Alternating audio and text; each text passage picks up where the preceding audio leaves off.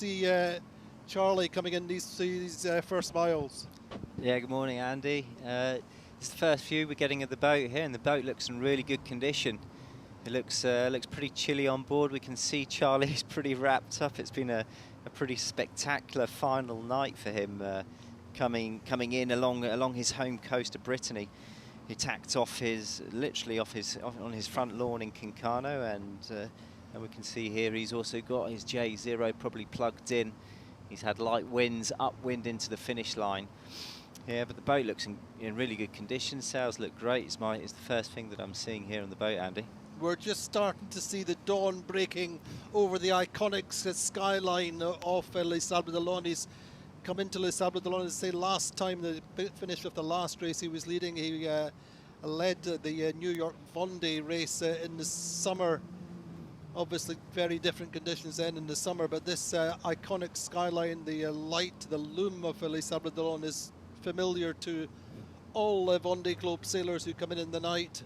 And Alan, absolutely key moments when the first ribs come out. He sees humanity for the first time again after 64 days and 18 hours of racing. It's a big moment. Yeah, I mean, it's huge. He's been around the whole planet. It's a pretty monumentous achievement that he's completing here, and it's not the first time for Charlie. He's no stranger to arriving into the Vendée.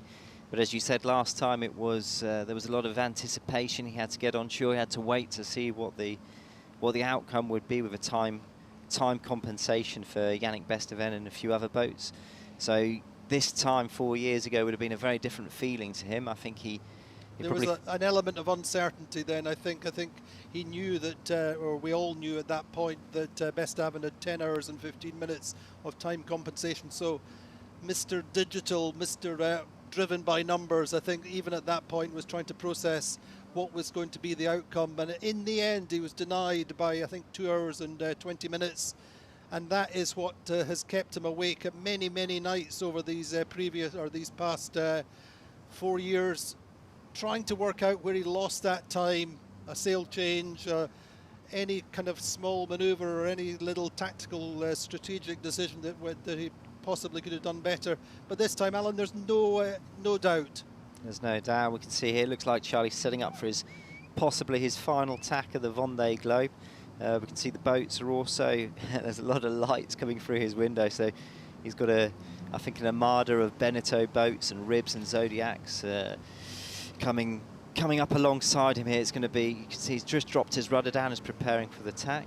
But yeah, this first contact with humanity's but he is completely and utterly in the zone. He's just thinking about racing, 100% focusing on the mechanics of the maneuver, isn't he? There's no acknowledgement that he now has humanity. He has his friends, his family, his team round about him in the ribs and in the support boats. It's just about doing everything right, 100%, to get through the finish line. Yeah, Charlie will stay absolutely focused until he's crossed the line, because he knows as well as anyone it's not over until it's over, and he's got to get across that line. There's still a lot of hurdles. There's a lot of boats around. There's some rocks. There's fishing pots, lobster pots. There's a lot of challenges still to get there. But what beautiful images there. Just the first light of dawn. This cold night. Temperatures have been down to -2, -3. And I think Charlie telling us yesterday that potentially the coldest night of his race so far, all the way through the Southern Ocean and so on.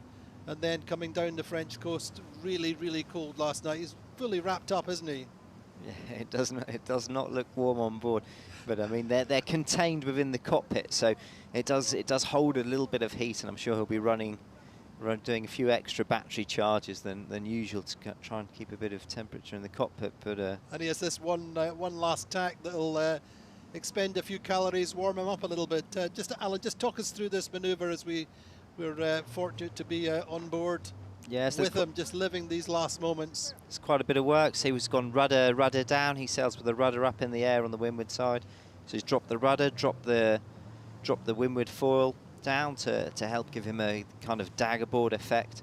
They're not daggerboards, they are foils on his boat. And then he uses the autopilot for the tack. So before he goes for the tack, he eases off the backstay. He drops the keel down. There's quite a lot of procedure to do for a single-handed sailor. And then he's he sets the manoeuvre off. The autopilot will be steering the boat through the tack, and he'll ease the sail off, trim the new sail on, pull the backstay on, swing the keel to windward. Then he'll probably go through the procedure of lifting his foil up, and maybe he'll pull the rudder up if he wants to get some nice pictures for the shot into the finish line. But no, it's a decent bit of work. It is indeed. So on the final ley line into the legendary Noosh Sud mark, which marks one end of the line. But as we said, still not thinking actually about the moment he crosses the line. It's just about keeping the boat up to speed, keeping everything tight. Yeah, so it's Charlie sailing immaculately here. The manoeuvre there was perfect. He's had a bit of time to practice, but it's always easy to project and feel like you've crossed the line already and relax, and that's when the errors can be made. I mean, the race is not over until he's finished. Indeed, 64 days, 18 hours, 50 minutes at the moment. It is just at 10 to 8 local time.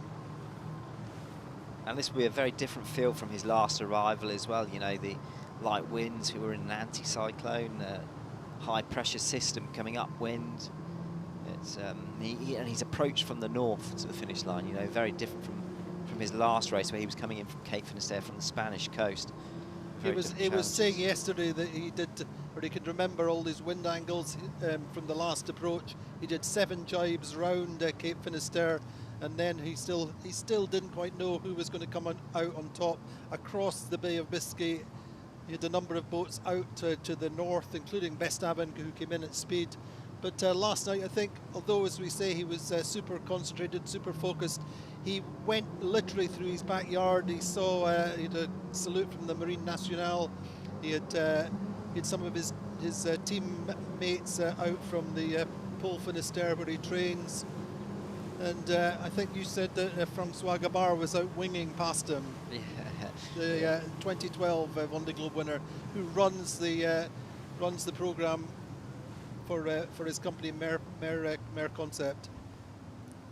I mean, the back of the boat looks in immaculate condition. If we look at this boat here, you wouldn't think it's done a lap of the planet. You look at the boats at the beginning, you know, in the early stages of the Vendée Globe, back in the 90s, and when a boat was coming into the finish line, there was rust running down the edges, seaweed growing off the bottom of the boat, and even last time, I think he had a foil problem, which he'd rigged up some kind of system just to keep the foil working and operational. But this time, we think he had some small damage to one sail. Is J0, we think, which he repaired, but otherwise he's had no significant mechanical problems. Yeah, I think Charlie's very reserved. I don't think he communicates a lot on what goes wrong, but I also think he's got a very well prepared boat. Program is one of the, to none. Yeah, it's amazing, and the team behind are formidable. You know, they've been with him. This is the second cycle, and every person, every element of this boat is known. You know, is known back to front, and they've done a splendid job. And I think it's a real testament to Charlie, to the team, to every individual that's ever worked on this boat. So this boat was launched in 2022. It's an update of the previous boat. It's an all-rounder though compared to some of the boats behind him, isn't it? Yeah, definitely. I think one of the worries with this boat was, you know, a lot of people were saying that maybe they weren't too powerful on the hull shape. We see boats like Johan's and Thomas were a lot more rocker, a lot more designed around the Southern Ocean for going quick or not slowing down or being less violent in a sea state. So he's got a lot flatter run, which means that it's a lot more powerful hull shape, which means he goes quicker in the lighter, flatter seas, but struggles downwind in the bigger seas because the boat runs over itself a bit more. And I think if we look back at this race, we see the strengths and the weaknesses of each boat. And Charlie, but he has never been slow. He's never been slow. He's never been slow, but Johan, his sparring partner, his ex-teammate, has been pretty quick. You know, in the Southern Ocean, Johan got ahead for a stage. Charlie sailed this race very differently from his previous races. You know, I think he's definitely worked hard on his psychology, on his sailing philosophy, and which has allowed him to maybe take more risk than he would have done beforehand. But we did see, you know, Johan overtook him in the Southern Ocean, which was where Johan's boat was designed for, and coming back up into the Atlantic, Charlie was able to put the NOS on. You know, he had an extra gear and was able to go overtake Johan again in the flatter seas, reaching upwind conditions, and that's where this boat is really has its strength. But closing into the line is just this beautiful coming into the dawn. Yeah, he's got less than 3 miles to go here to the finish line, so it's so it's the final minutes for him. After after last night coming down, we can see the finish line there. Yeah, between the two flashing lights. And making good speed. So these are the final moments before the big release for Charlie Dalin. He's waited for this victory for so long. Thought he had done it last time, or he was hoping he'd done it last time, but was denied. He missed 2 key transatlantic races last year due to an illness, and he didn't actually know how his career would go from there. Came back and did the 2 early season transatlantics back to back. Came back with more passion, having missed his racing. Yeah, but Charlie is Mr. Consistent. When we look through his track record, it's not just in IMOCAs that he's been absolutely solid. It's throughout the Figaro, it's throughout the Mini, everything he's done. He's always been on the podium. He's always been in that top few. But this will be the big moment that he's dreamt of since he grew up in Le Havre, among the ocean racers of the time, doing the biennial Transat Jacques Vabre. And as Alan said, moving up through the steps from dinghies into the Figaro, the proving ground for solo ocean racers in France and indeed the world. Just checking the visual out of the window there, Alan, looking at the line, checking his computer. Yeah, he's pretty focused. Not still. Even a smile. Oh no, he's not. He hasn't acknowledged the boats around him at all yet. It's the only way to do it, though, isn't it? Yeah, I mean, this is the moment in the race when, you know, he's going to have 30 or 40 boats around him. There's lots of different lights, and this approach to Les Sables, as you can see in this image, is difficult to spot, to pick up the finish line, because there's so many lights on the shore, flashing lights. But the key light is the Nush Sud Buoy, which forms one end of the line. The line is then formed actually by a waypoint, in actual fact, but the committee boat is at the other end. Yeah, but it's a hard one to spot, so he'll be looking out for that. There's a few lobster pots around. It looks like we can already see he's got a few guard boats around him. They'll be making sure. I'm sure that will be the team and the race organisers making sure that no one gets in the way, because it's been pretty busy here in Les Sables d'Olonne last night. Every hotel was booked out, every room, every parking spot. People are here. They want to see it, and of course his finish last time and indeed all the finishes last time we were in lockdown. People weren't allowed to travel, and so although he had a great victory at the time, and indeed Yannick Bestaven did all on the same day, if we remember, this time everybody's turning up to celebrate Charlie's win, and indeed the second for Johan Richomme, not far behind. And a very, very popular win it will be. And I think that more than ever, France has been ignited by this Vendée Globe after 2020. There's so many people followed the race because we were in lockdown, and the knock-on effect is it's national news every day, isn't it? Yeah, it's been this has been followed pretty closely, and it's exciting because it's last Vendée the boats were kind of restricted a bit by the weather forecast that they had. Oh, here we go, Charlie's acknowledging for the first time that there's about 30 boats around him. That's right, he's just on the final approach into the finish line. Coming out on deck, he knows he's only got a little bit of distance to go. And these are the moments to really savour. You can't stay indoors and cross the finish line. Just setting himself up. Yeah, he's got one more tack to do to go into the finish line. It's about 2 miles out now on the finish, and I mean, you can't write this, Andy. Look at it. Look at the sunrise. The moon's been beautiful. It's been a full moon. I mean, he was initially expected to come through at 4 o'clock, then 5 o'clock, but these light wind conditions has delayed his finish. But really, perfect scenario. Maybe cold, but he's still in his Crocs, which is good to see.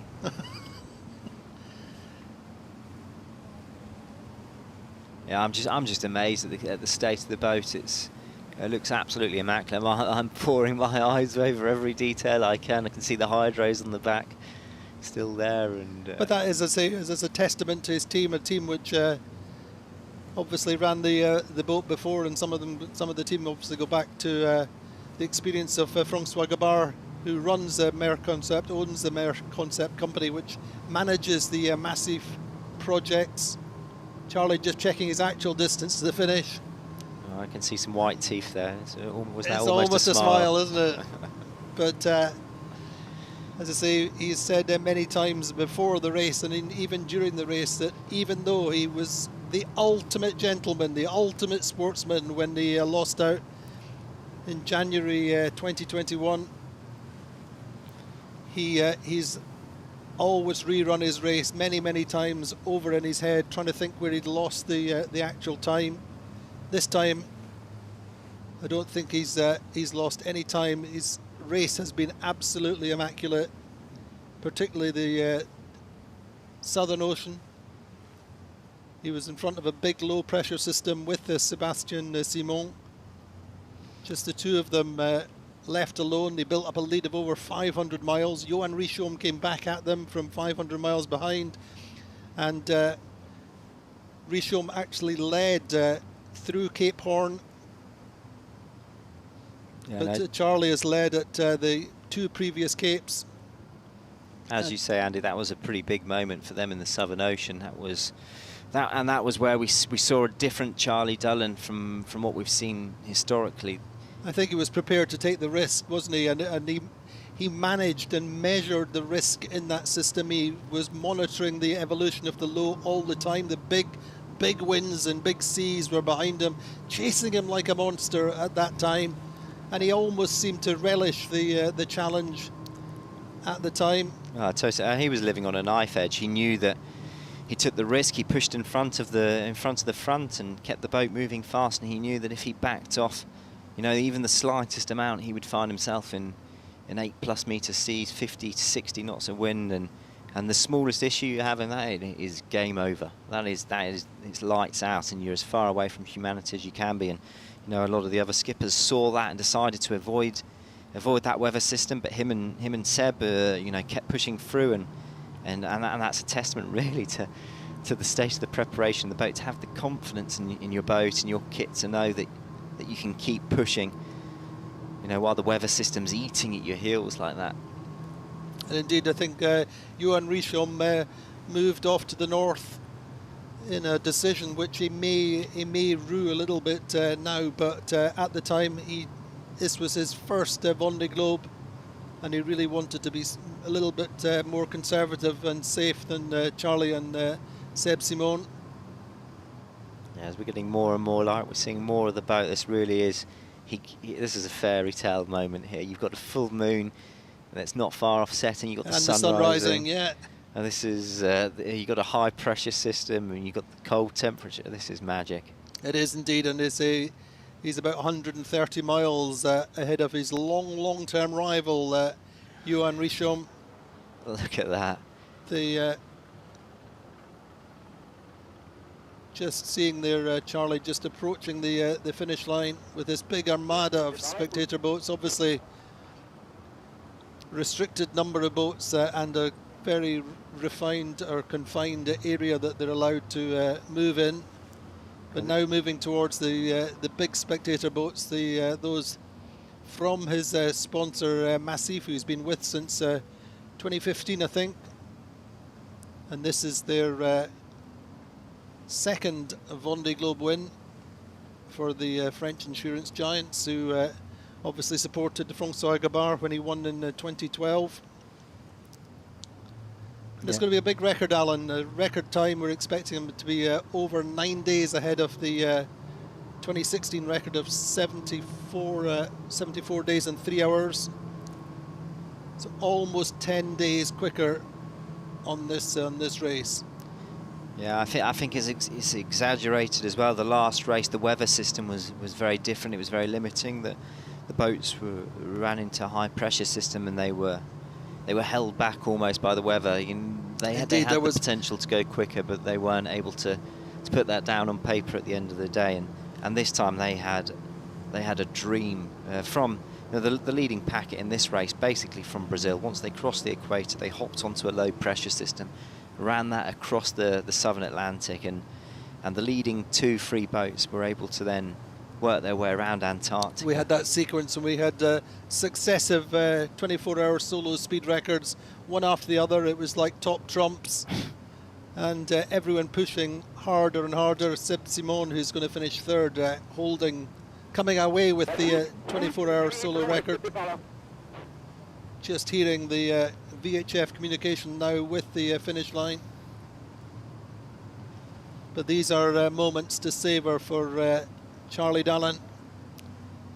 Totally, and this is, this is overwhelming to look at here, but you've got to remember, this isn't Charlie's first time. He's done this in the Vendée. He's also done several races out of Les Sables. This is a trained approach. It's a trained approach to a great extent, but also you have to reflect on the fact that he's come in twice first, or the Vendée Arctic was the first race he did after the Vendée Globe, which he won, but that race up to Iceland was shortened because of the weather conditions up in Iceland, but these all still sailed back. So Charlie came in through the channel as a race winner, but having finished many thousands of miles to the north. So that finish, big celebrations on that day, and of course the New York Vendée coming in the summer. Again, a very different perspective, and this of course is the big one. This is the race that all solo sailors around the world want to win,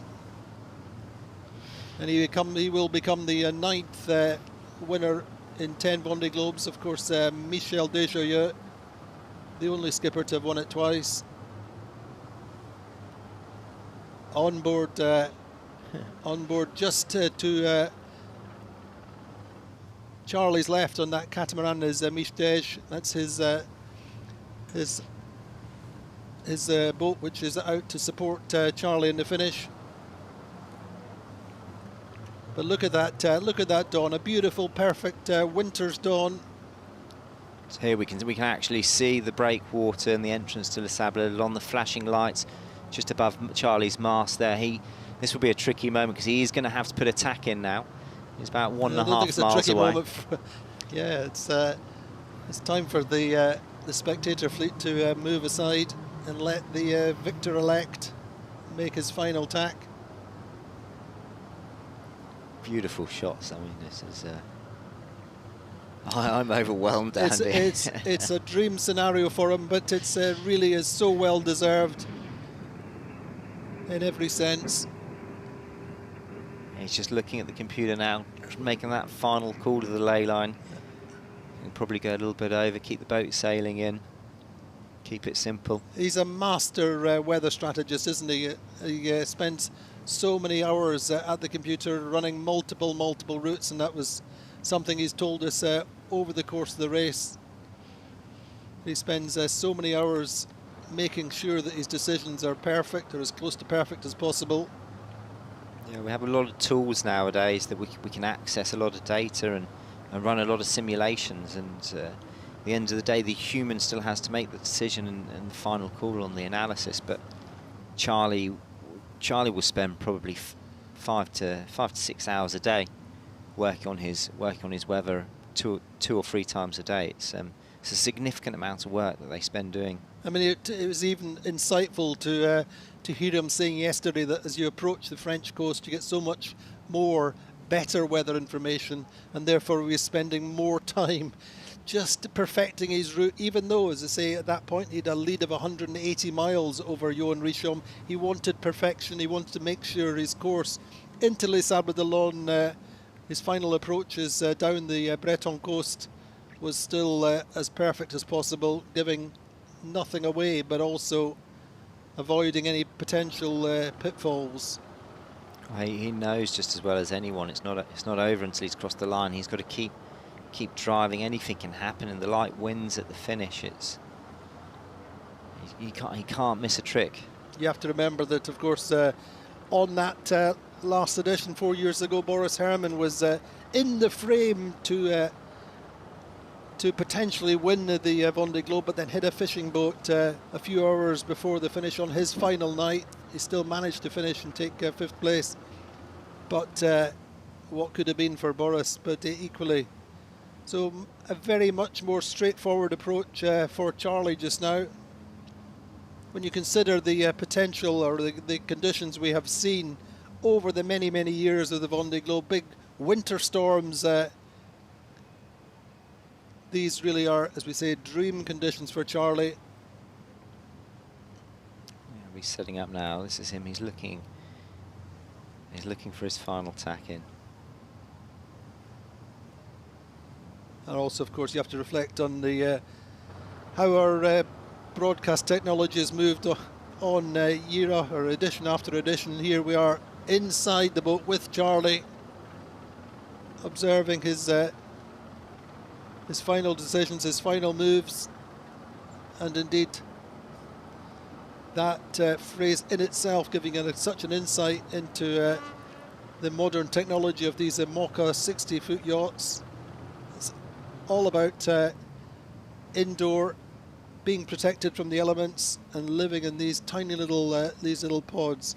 So the advances that Charlie's made, we can't talk about comfort, Alan, but we can talk about the lack of discomfort or less discomfort. He's made significant changes in that respect between his previous boat and this one.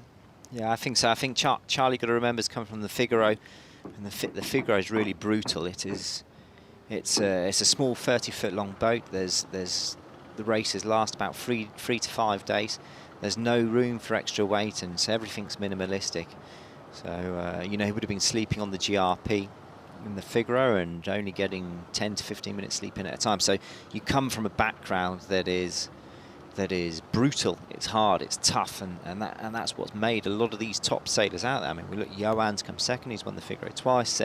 Seb behind him, also Figaro sailor. Sam Goodchild, Jeremy Bailey, it's very much the proving ground, isn't it? But it's totally. But that's where they've become tough. So when they transition into these boats, you don't know what comfort is. You don't know that you need it. You don't know what's missing. But I think, for sure, there's a step up in terms of the level of discomfort. Yeah. Compared to last time. I think last time he found it very, very brutal. Yeah. And of course, with elevating that level of comfort, if you like, the living conditions improve, then the performance improves as well, and also the safety inside the boat is improved as well for Charlie, who suffered a head injury during the ocean race, and they've made the living spaces more compact and more efficient so that the skippers make less actual physical moves round the boat. They refine their movements to a smaller area, making fewer steps. Because a lot of time on these boats, you can't move around. If you need to get around, you're on all fours. The boats are violent. They're not fully foiling boats. They're semi-foiling boats. They're crashing off of waves, and when you drop 4, 5, 6 meters off a 2-3 meter wave, it's a pretty big crash, and you nosedive. So it's all about the efficiency, and come back to the comfort. What that means is the ergonomics around where he sleeps, how he accesses his computer, how he cooks. Charlie can do everything from his seats. He can run the navigation, he can ease the sheets, he can control the autopilot, swing the keel. Everything can be done from the same position, and to get from his seat to his bed, it's one quick movement. To get from his seat to the cockpit again, it's one movement. So it's everything's designed around that efficiency. Oh, that's beautiful there. Look at the sunrise on his bow. This is the final line into the run into the finish. The breakwater, the entrance to the legendary, the iconic channel of Les Sables d'Olonne, which unfortunately he's not going to be able to go into just now. He's going to have to wait till the afternoon. The tide situation here in the channel is such that he only has a limited time as the tide is going out, the water levels drop, and this is the final mile for him now. This is it. It doesn't get any better than this. It doesn't get any better than this, but he'll be able to savour the moment, staying out on his boat until the afternoon, when he'll come into a triumphant welcome. Tens of thousands of people in wait, ready to salute his victory this afternoon. Yeah, as you can see here, there's still a lot of lobster pots to avoid. I mean, Charlie knows this area, but the lobster pots move, and you can catch one of those on your keel and can stop you completely dead. So he's gonna stay focused all the way in here. And you could see him on the VHF there. He's probably speaking to the race committee, just in case they haven't seen the armada of boats coming towards him. Anyway, we should hear that communication. But the final mile, the final minutes for Charlie Dalin, heading for victory in this 10th edition of the Vendée Globe. He's been the most consistent leader over the course of the race. He's led since the 30th of December, when he took the lead off the Brazilian coast, off Rio. Difficult, tricky weather transition there. He emerged ahead of Johan Richomme. There's been a tide. The two have been tied by a piece of elastic pretty much all the way around the course. But this time Charlie's managed to hold that lead, which he will now convert to victory in the Vendée Globe in the next few seconds. But still quite light winds. Yeah, getting lighter as he approaches the coast here. He's doing a final little bit of tiding there by the looks of things on the deck. But this is the moment you dream of as an ocean racer, as a solo sailor, and this is the moment that has motivated him ever since the last time.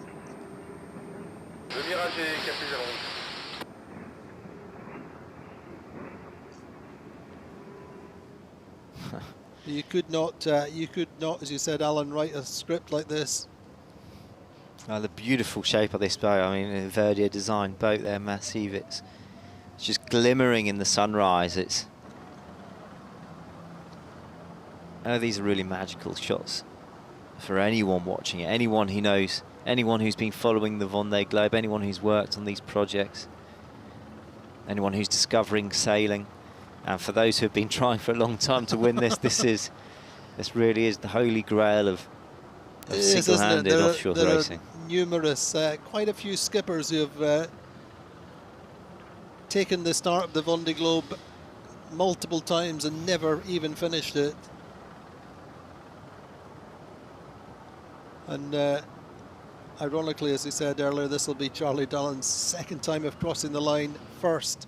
But this time it's for real. This time there's no doubt. And now the smile starts to widen Alan. He looks like he's almost allowing himself to accept that he might cross the finish line here.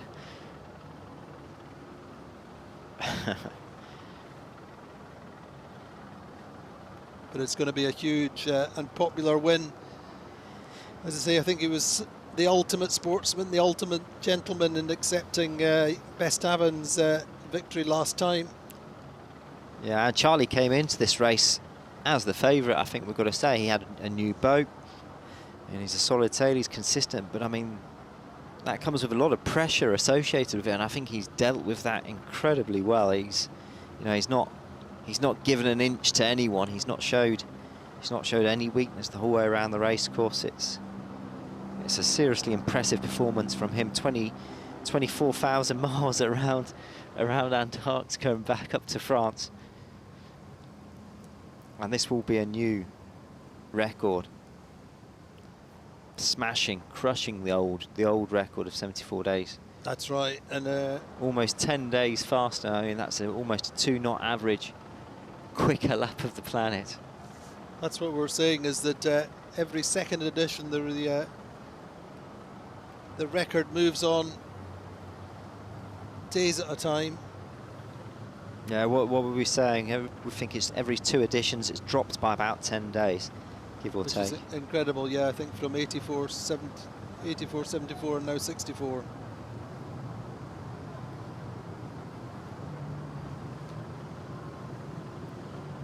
But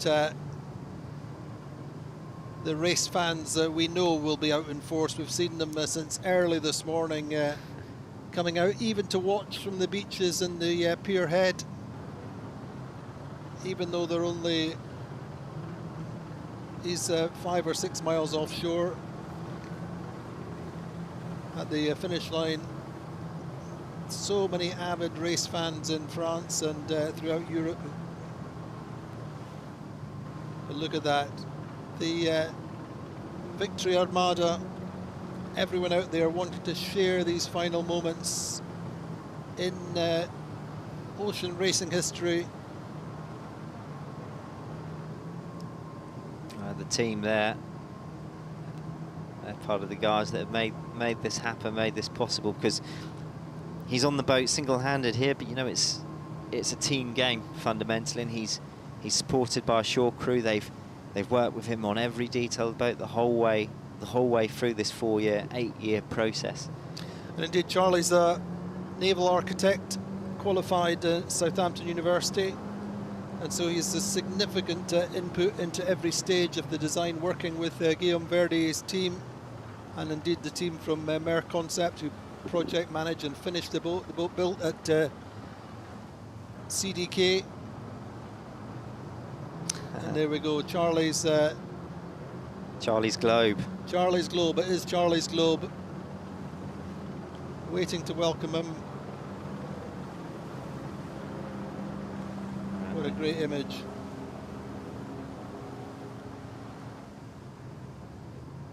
And we say just perfectly timed, as you would hope and expect from Charlie Dalin. We've seen in the past that some skippers have had the luxury of waiting or timing their arrival. I can assure you that Charlie has been at 100% over the course of last night. He just wants to get this job done, the race finished, and victory in his pocket. We've got behind him on the water there, pole finished there, Courselage. I can see that's the training centre up in Port Le Forêt, where he's been training training out of the past 15 years or so. And of course it's the pole where, or the training centre that's contributed, I think, almost all of the recent Vendée Globe winners.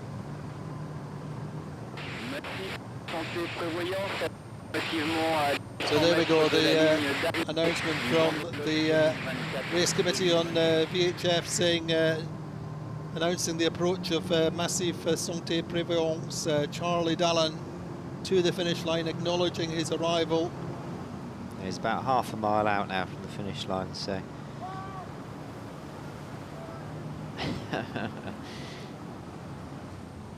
What a moment. There we go, there's the finish line there with his globe, Charlie Dalin's globe, and this is Charlie Dalin's Vendée Globe. He'll leave that cardinal mark. There we go, he'll go on the bow, and just the iconic moment in the sunrise. This is his moment, he is king of the world. Indeed, he just, normally you see your skipper just watching the transit of the line from the bow. Here we go, Charlie Dalin. Charlie Dalin acknowledges the moment, just savouring the final seconds of his Vendée Globe as he comes across the finish line to win the 10th edition.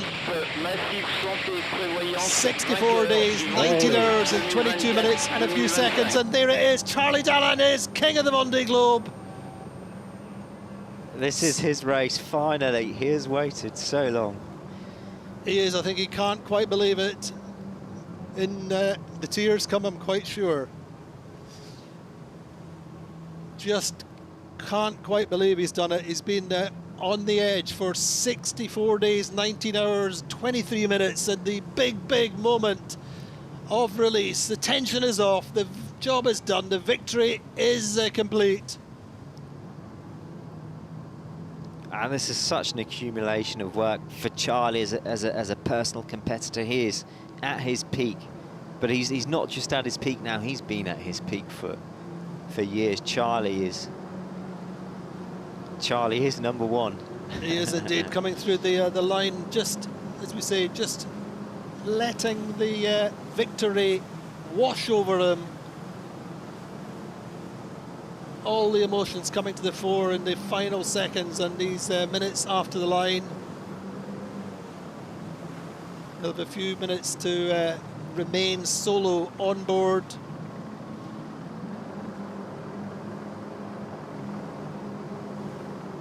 Now what will be going through his head right now? So Charlie finishes at 07:24:49. 07:24:49 hours, that's UTC. And beautiful, beautiful images. He spoke to us yesterday and he was talking about his dream finish in flat water, almost getting up in the foils, and that is exactly just about there. Just needs a couple more knots, but really you could not have hoped for a better finish, better conditions. Great for everyone, great for Charlie, great for his team, great for his family.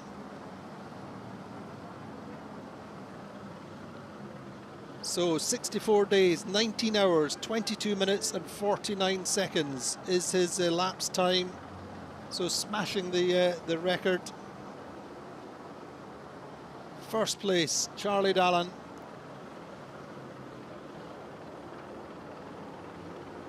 So the the official theoretical course distance is 23,905 miles. His average for that is 15.37 knots. But he actually sailed at 27,667 miles. His average is 17.79 knots. So his family coming on board, his team coming on board. The moment the 64 days and 19 hours of being totally solo is over. Victory is theirs. As Alan said, it's very, very much a team sport. Even though it's all about solo racing, support at home is absolutely essential. Support from his team. And this is his first contact with humanity. Exactly. So now they're gonna furl the sails up. They're gonna tidy the boat up, and Charlie's gonna try and absorb and realise what he's achieved. So the record is beaten by 9 days, 8 hours, 12 minutes and 57 seconds. So that's the record set in 2016 by Armel Leclerc. Is smashed by Charlie Dalin by 9 days and 8 hours. Okay, I can see Charlie almost doesn't know what to do with himself. He's been racing for 64 days. He's been so focused, not just for 64 days, for 8 years on this moment, on this goal. And to achieve this here, he almost, I can see it in his face. He's over the moon, but it's almost unreal. You can see in his body language, he's still focused on the boat. But it is there's that key moment when you relinquish control as skipper. You relinquish control to your team. As you say, no longer solo. And I think great response from the crowds on the water. Just a foretaste of what we're going to enjoy. And as I say, one of the features of his day is he's not able to come into the channel, unfortunately. His cut-off, he's actually just, he's an hour after cut-off time. If it could have been coming into the channel at 7:30, it would have been okay, but he's starting to absorb the atmosphere of the crowd there now as well. So just Vendée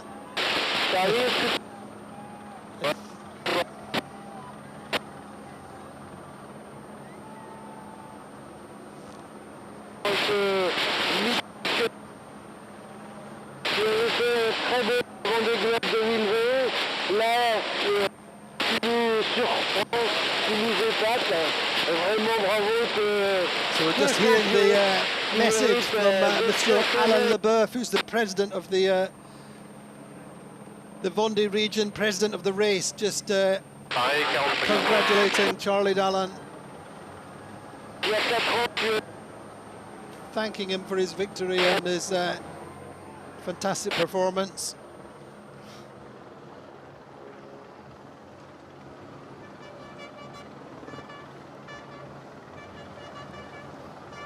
It's been a busy morning here in Les Sables. All those boats in the water, they've all been here since 3 o'clock this morning. I've been waiting for Charlie to cross the line. There's all the sponsors, the family, the friends, the press, the TV.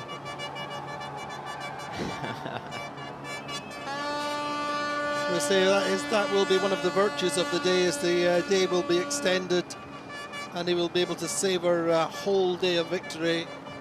We expect him to, we know that he's going to stay on the boat until he comes into the channel.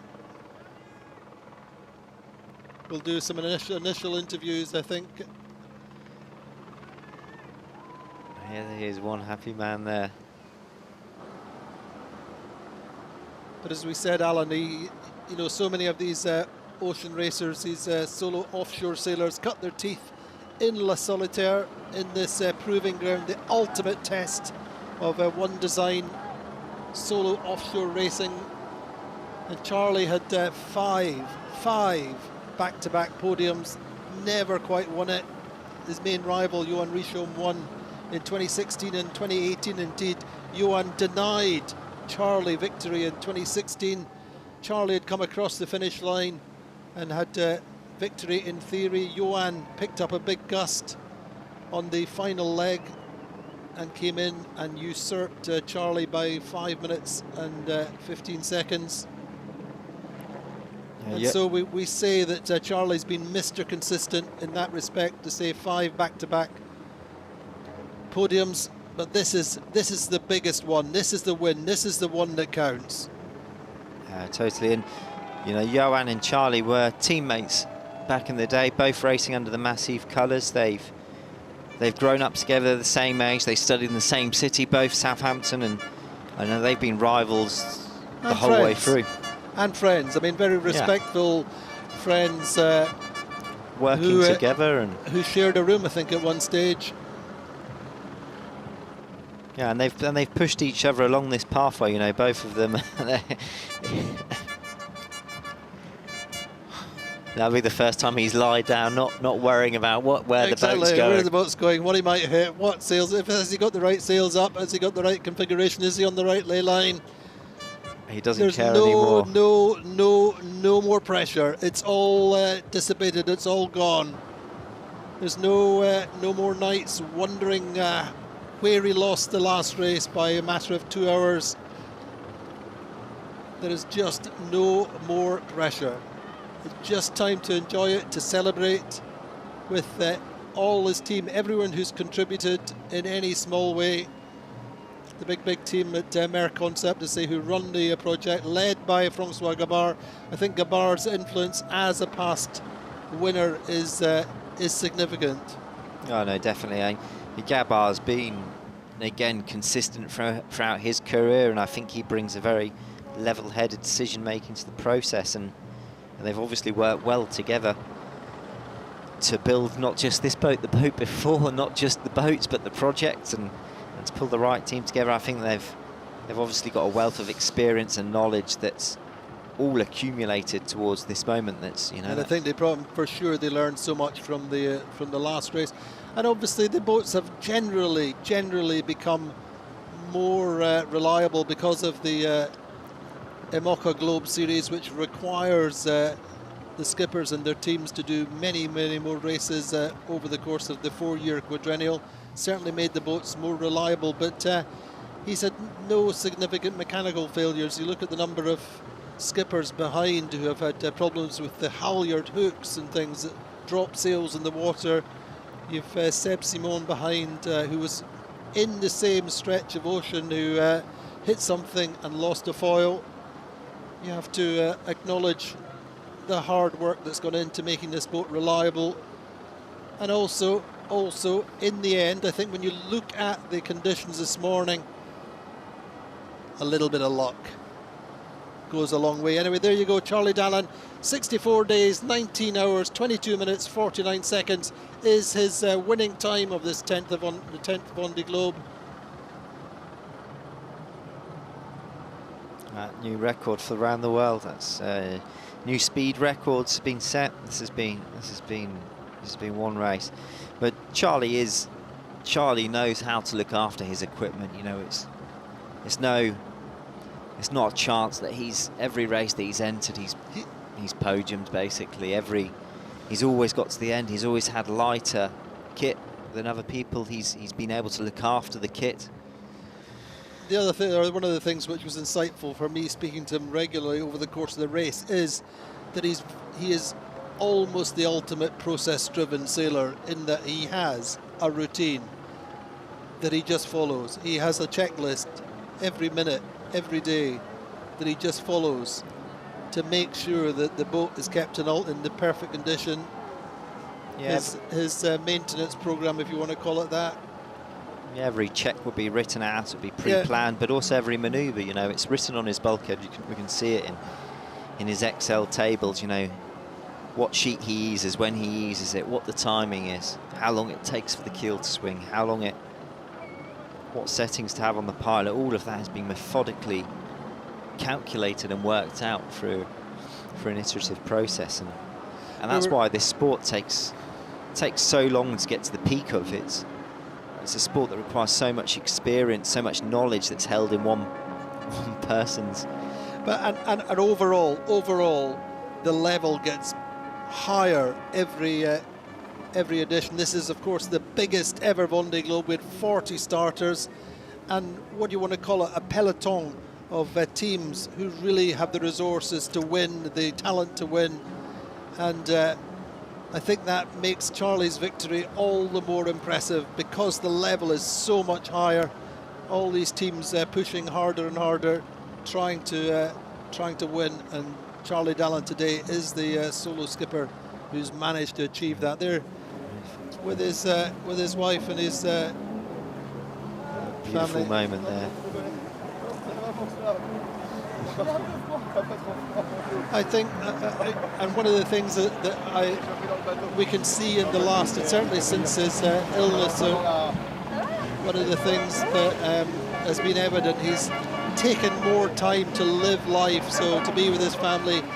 In the summer, he had a full 3 weeks off on holiday with his family, and I think that's contributed to his energy, being able to disconnect a little bit from the program. Same thing between the two transatlantics in the early summer.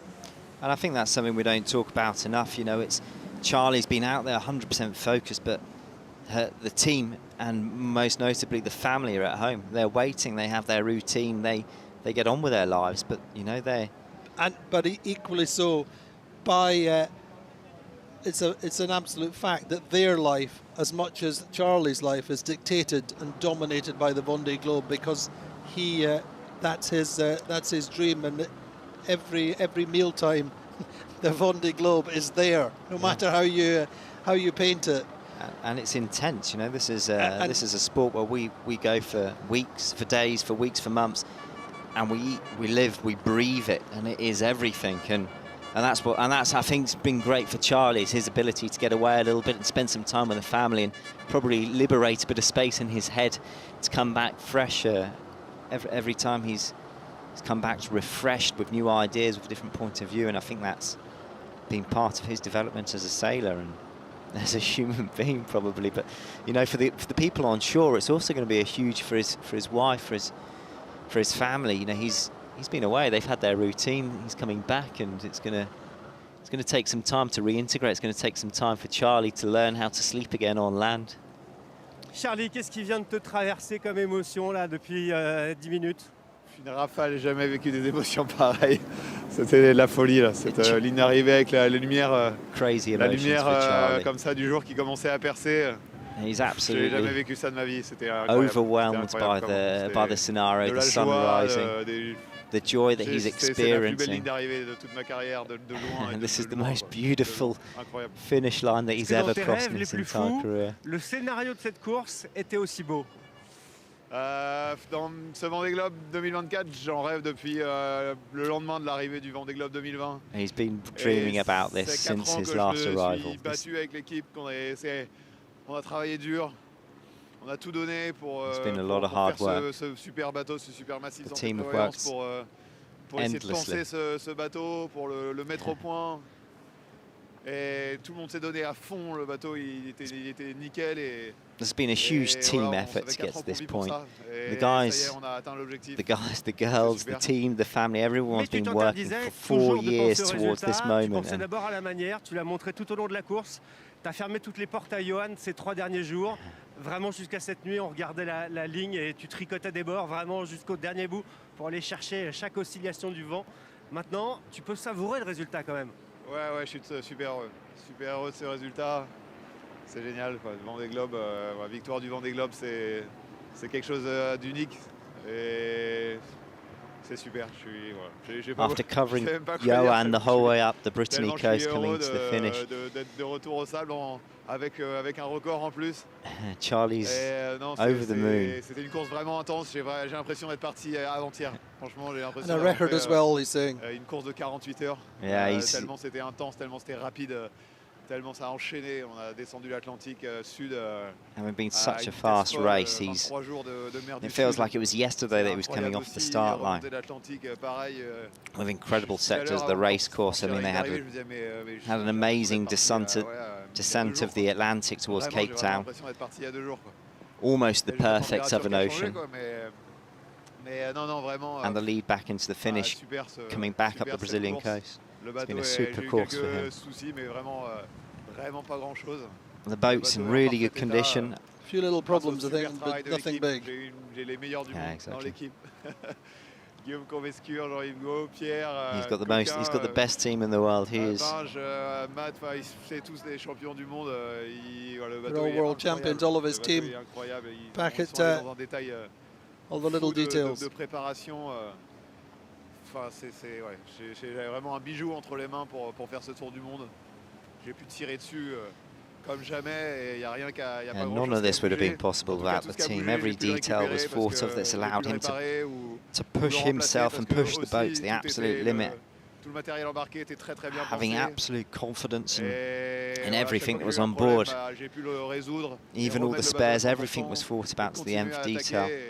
And that just gave him so much confidence in himself. It's really amazing to hear him talk about Et en tout cas à couper la ligne and respect the team this much. consécutivement 2 fois sur un Vendée Globe en première place. Bah voilà, Michel Desjoyaux reste le seul double vainqueur, mais je suis heureux de partager avec So this lui. is the second time that le fait Charlie's d'avoir crossed the franchi, finish line in 2 first. fois en premier la ligne d'arrivée de cette course mythique. He's Voilà, happy, but je suis fier he's de also partager very ça very avec lui. respectful Faudrait que of je Michel revienne Desjoyaux, une who is troisième fois pour who's le the only rejoindre guy who's au won club it de la twice, double and victoire.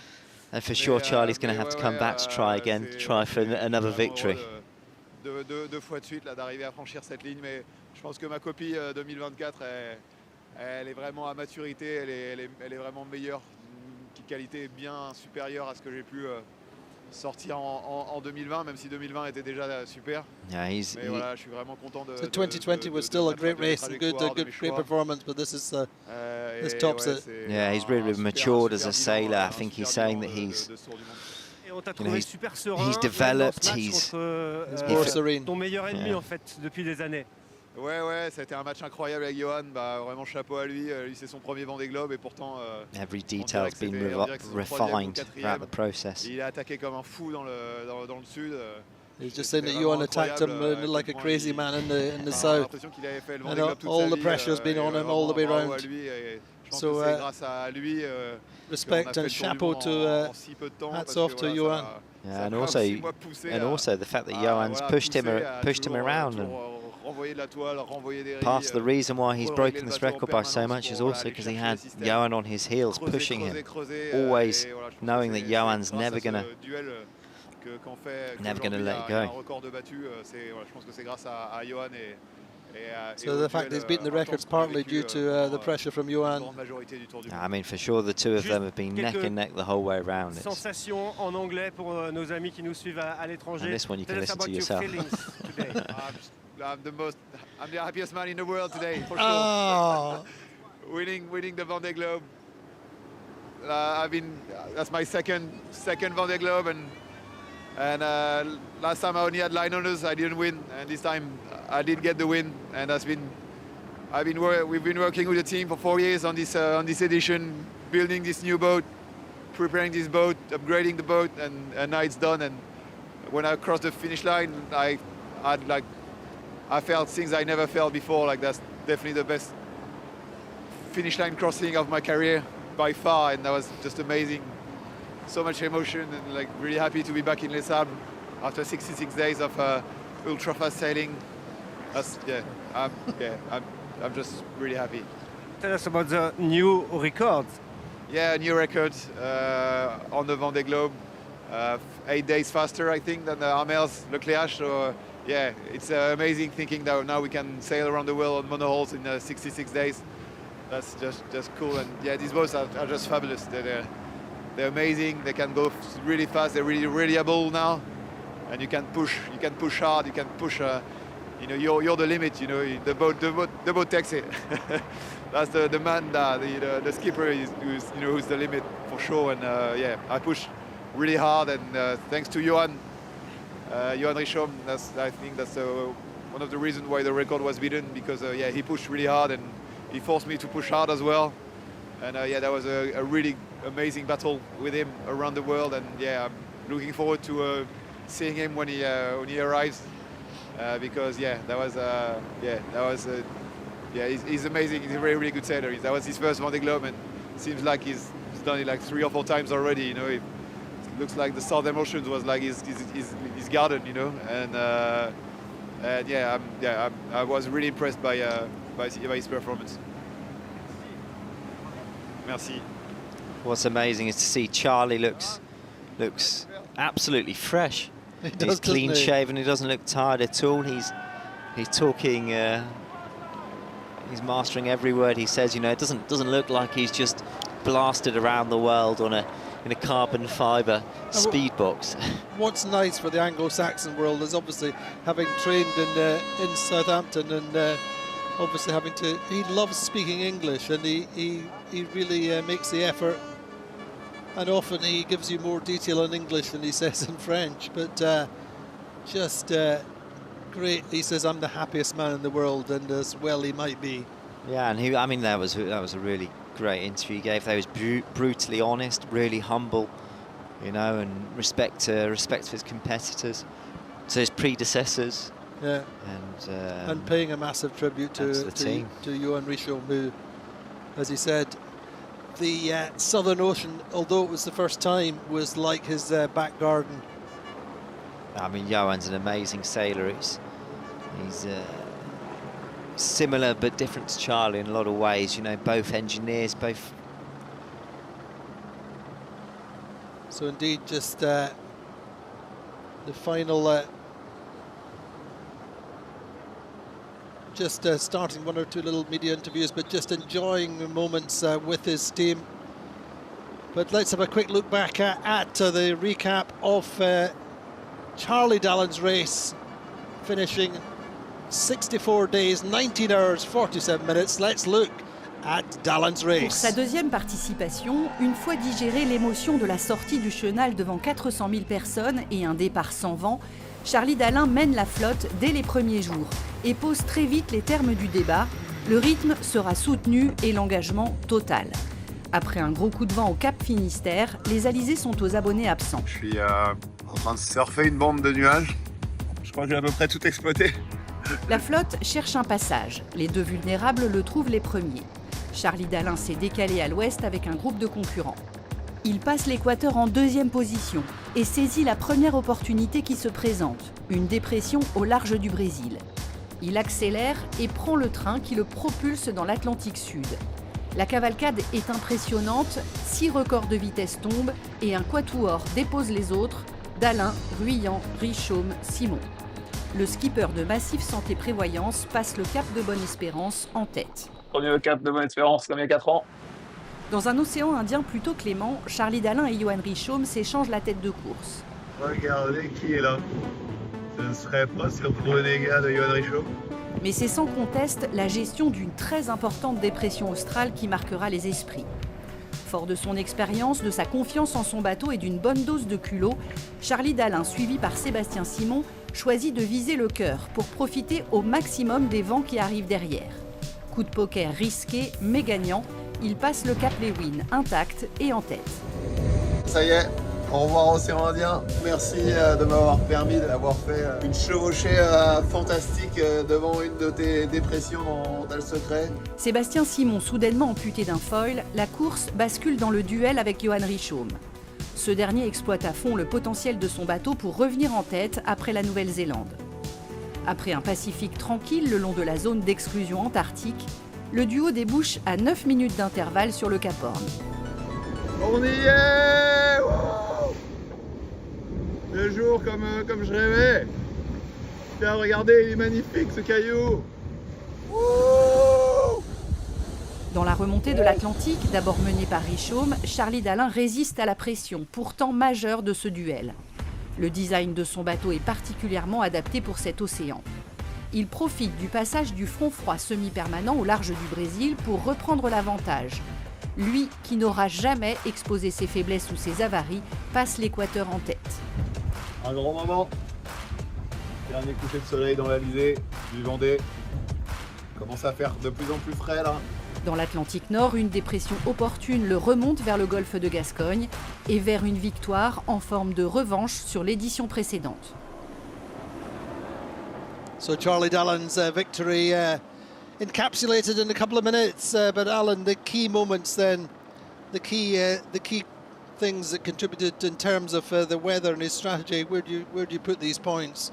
Yeah, I mean, getting out of the northern hemisphere in the lead presented a massive opportunity, not just for him but for the leading bunch of the fleet. Who the timing was absolutely perfect with a small low pressure rolling off the Brazilian coast. And that low pressure was quite to the north as well, so they actually sailed slightly less distance and faster, more directly towards the Cape of Good Hope. I mean, that was the start of a dream sequence, wasn't it? Yeah, and that absolutely propelled them across. It was a train that took them straight across to South Africa, and behind them the high pressure dropped down south, making the boats behind them have to sail a longer distance. That really gave them a nice little, that leading group a good advantage then. And then from there he entered into the Southern Ocean, and again they had an almost perfect scenario up until the big low pressure that came up from Antarctica, and that's where Charlie really made his break.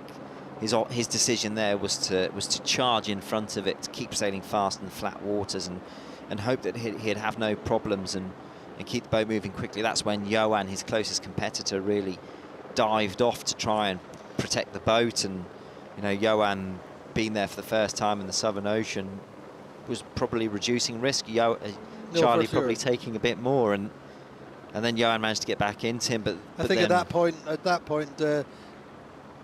Seb Simon and Charlie were over 500 miles ahead.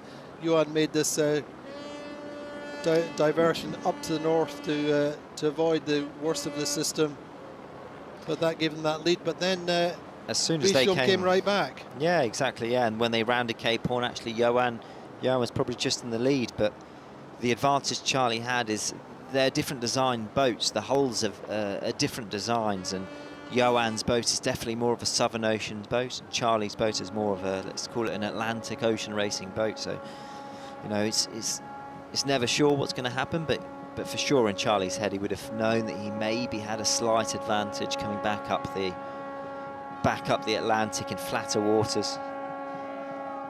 So that really was the key for him in this race, was having confidence in his boat design, having confidence in the reliability on board, and a bit of luck with the weather systems.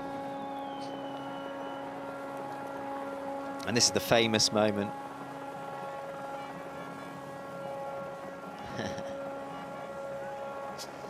Again, it's all a little bit a little bit surreal in some senses as we saw these pictures. Very, very similar 4 years ago in January 27th, 2021. He was celebrating, but this time, this is the win. And there you go, the happiest man in the world, the winner of the 10th edition of the Vendée Globe. Salutes the crowd, salutes everyone watching, race fans all the way around the world. He has delivered an absolutely immaculate win, and respect, a kiss to his wonderful boat. He's just delivered him to this famous race-winning victory.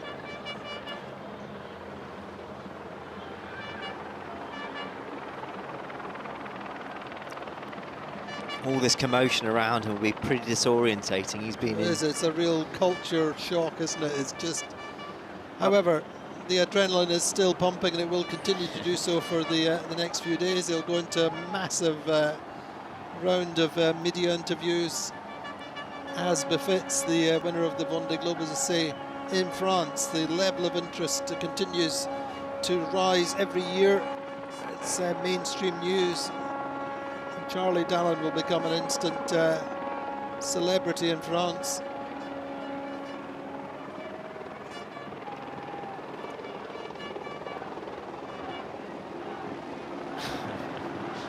You hear the crowds chanting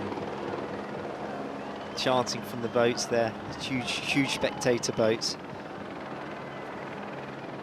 And this is a perfect day for them as well, you know, to be able to get out on the water and enjoy.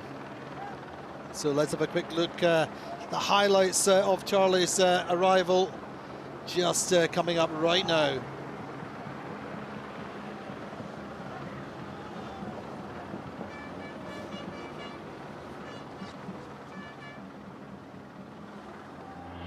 So there we go, Charlie's arrival.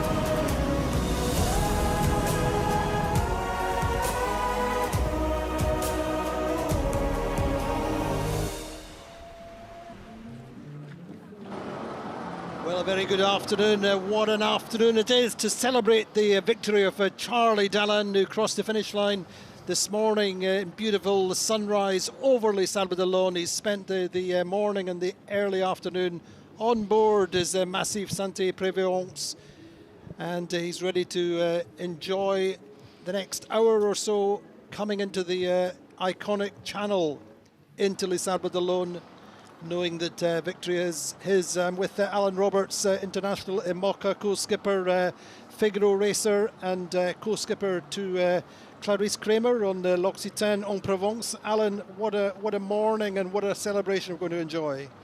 Yeah, it's been incredible. I mean, the emotions for Charlie have been. We saw from his interview when he arrived that he was full of emotion. This means a lot to him, and we can see the images here from the amount of people that have come out on the water. It means a lot to them too. I think that's a combination of sponsors, family, friends, and everyone who's been following the race for the last 65 days. That's indeed the case, and we know that the fans have been out since the early hours of the morning. We've got tens of thousands of people on the channel. His finish 4 years ago, on 27th of January, was, as they say, behind closed doors. We were at the back end of lockdown, and so it was a very much quieter affair. And of course then he did not know whether he had actually won. He had to count the hours until Yannick Bestaven crossed the line in fourth, and then realised that he would actually be taking second by a matter of 2 hours and 15 minutes, in fact. And so this is the big moment. Say, crossing the line is the moment of release, and then he's had this nice period to decompress with his team, with his friends and family, everybody close to him. And now is the time to really start the celebrations with the public, who say have been out since the early morning. And you could not wish for better weather, Alan, could you? It's like his whole race, indeed that of Johan Richomme, who's coming in later on in the evening. They've just been blessed with great conditions right to the finish day. Yeah, you couldn't have written it. I mean, look at the image here on the screen. We've had beautiful sunshine all day. It's been cold, it's been crisp, but we've had a full moon, and it's just wonderful. I mean, now we're seeing all the boats are starting to line up. They're actually getting into this is a preset formation that they've had organised. They're going to go up the channel all together. It's contained, it's limited, and this is the moment that Charlie gets to share it with the public. And this is what he didn't have last time. You know, as you said, he was waiting to find out what the overall result was going to be. He had a good feeling what it was probably going to be, but now he knows, and the patience and the work for him and the team and everyone involved is paid off. So this is definitely going to be a moment that he's going to be absorbing and sharing with everyone. Indeed, and MACIF, as we know, are a big French insurance giant who are big into sailing. They won the race in 2012 with Francois Gabard, who's the youngest ever skipper to win the Vendée Globe, and now winning it once again, this time with Charlie Dalin, who wins at the age of 40. But obviously MACIF have I think over 500 collaborators and guests on site being entertained, and I don't think I'm giving any secrets away when we know that the whole channel is branded for Bravo Charlie and MACIF branding. The marketing teams behind the scenes have done an awesome job making sure that everybody knows who supports Charlie, and he's been with them, I think, Alan, since 2014, 2015. Yeah, 2015. So Charlie's obviously he's done a lot of Figaro sailing. He sailed under the colours of MACIF in the Figaro. He's part of their project, their programme that was being managed by Mayor Concept, Francois Gabard's outfit in Concarneau. And he's come up through the ranks like a lot of the top skippers, and you know, a lot of the top skippers in this race as well. They've come through that. So he's been with them through the Figaro, upgraded into the IMOCA, and this is his second tour in the IMOCA, as you say. So it's, you know, it's a massively personal connection with him and MACIF. I think they're lucky to have each other, and this is going to be a moment they're not going to forget. For sure, they make sure that he and the team have everything they could possibly want to make sure they are in a position to win, and Dalin has delivered he said in his interviews, saying that now with these cutting edge IMOCAs, the limiting factor is the human being, is the skipper. And I think Charlie has been to his absolute limits over the course of his 64-day race. Interesting, Alan, that when he did his interviews, he didn't know exactly the elapsed time, how many days he'd been racing for. He thought it was 66. I think he lost it. I think he lost a day on the time change. He must have, he thought he'd been out there a day longer than he had been. So that would be a pleasant surprise to him as well, to know that he's actually knocked 10 days off the record pretty much, which is an impressive step forward. But I mean, these boats are just getting quicker and quicker all the time, more reliable. We're seeing more boats finishing the races, so they're able to hold higher average speeds, not just top speeds. There's one design elements, there's parts of the boat that are the same across the fleet, and that really helps them control the quality control of the elements of the boat that they have on board. And I mean, yes, looking back, I think in 2 or 3 editions ago, or certainly 2008, for example, was the really epic edition, and the finish rate was 50%. That was what you might expect to have as an attrition rate in an IMOCA race at that time, and just after that. And then IMOCA, the class of who organise or who run the measurement rule for the Vendée Globe class, they made moves to, as Alan said, introduce certain one design elements, so parts of the boat which have to be identical, and that has certainly introduced a much higher level of reliability over the previous editions, and also the introduction of the IMOCA Globe series, Alan, which is a series run over the quadrennial. There are a certain number of races that the skippers and their teams have to participate in, which adds more dimension for the sponsors, for the teams over the course of the 4 years. But of course, they're sailing many more miles and are much more reliable and competitive. It has to be a good thing for the IMOCA class and ultimately for the Vendée Globe. Yeah, the class is developing and evolving, and as such, their rules as to how you qualify for these races are also having to try and adapt. So this world is booming. We see 40 boats on this start line, which is right. We've never seen before. It's never. I don't think we've seen for around the world races. It's pretty monumental. It's a big step up, and the qualification process was pretty tough. There are certainly 1 or 2 skippers who didn't make it. The limit was always going to be 40 boats. Part of that is governed by what the race organisers, the race direction, considered to be a relatively safe number on the water going through the Southern Ocean, what they can cope with, but also the actual size and dimensions of the marina here in Portelona. There's only a certain number of berths, and so that size of the fleet was limited to 40, and we still have 34 boats racing, or 33 now, because of course Charlie's finished. Yeah, with a big spread in the fleet, there's still boats seeing icebergs today, and there's still a variation in terms of age of the boats. This is an adventure race still, so there's different generations of boats and different levels of skippers competing in this race. It is a race, but it is also an adventure. To sail around the world alone is an incredible feat. It shouldn't be underestimated at all. Indeed. I mean, I think in terms of the overall spread of the boats, it's not massively different to previous editions. Maybe a couple of days or so for the back markers just now, but traditionally you would normally have the first boat coming through the finish line when we've got boats coming into Cape Horn. That's still pretty much the case just now with Denis van Veerberg, our Belgian skipper, and I think our Chinese skipper Jing Kun Chu, I think, is coming around Cape Horn today as we speak, or there or thereabouts.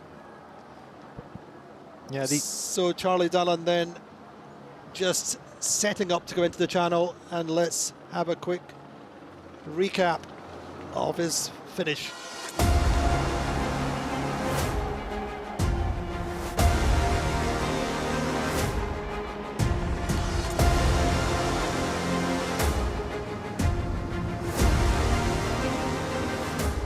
ligne d'arrivée avec la lumière comme ça du jour qui commençait à percer.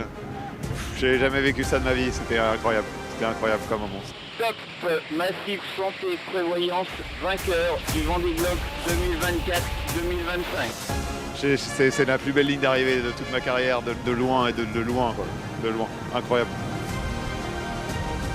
Franchement, j'ai l'impression d'avoir fait une course de 48 heures, tellement c'était intense, tellement c'était rapide, tellement ça a enchaîné. Vraiment, j'ai vraiment l'impression d'être parti il y a 2 jours, quoi.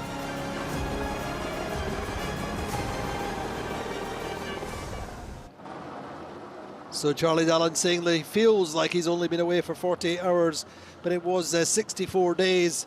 But he did, Dalin, say this morning he's the happiest man in the world. Yeah, and I can believe that. I mean, it's been so intense. This race is so full on. The boats today are Formula One cars. They're machines. There's so many elements, so many details on the boat that he's got to constantly be thinking about, looking out for, and you know, he's fully engaged. He's fully immersed in this all the time. So the time will pass without him noticing. Anyway, we know there are tens of thousands of people out in the channel waiting to welcome him in. Just, I think, waiting for the tide. Just briefly, Alan, there's a certain period of time that when the waters are too low in this tidal part of France, the channel, not enough depth, so they have to work out exactly when he can come in. And in this case, it's been worth the wait, I'm sure. It's given him a little bit of time to decompress. It's given it time for our visitors, our race fans, to have a nice bit of lunch in the sunshine. Loads and loads of lovely pubs down the La Chaume side, which is the left-hand side of the channel as he goes up the channel.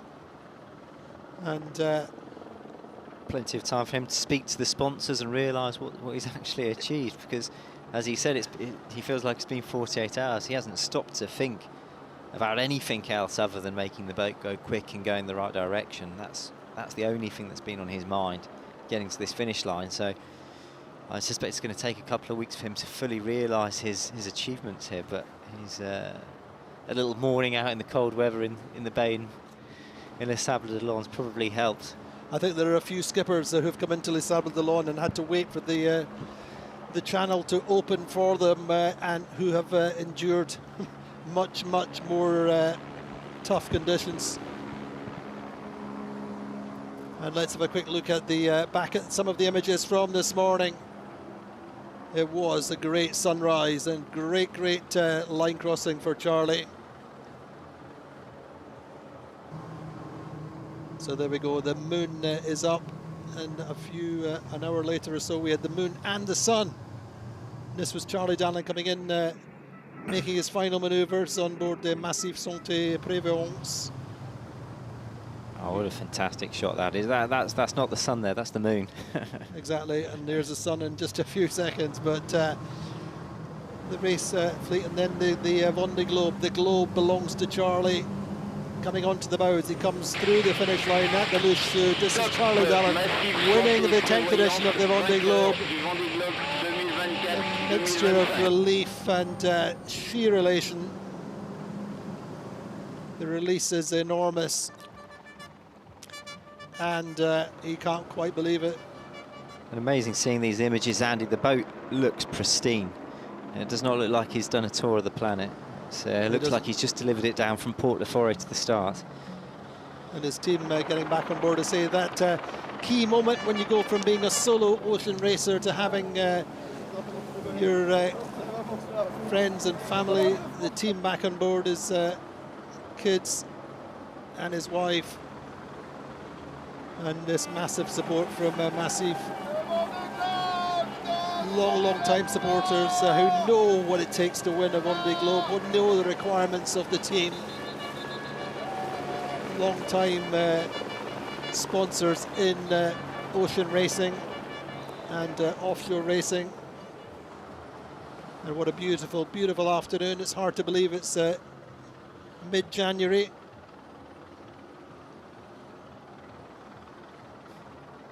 But I think you kind of reflect on his last race when the luck wasn't with him, and this really is the embodiment of perfect conditions to welcome back the winner of the race.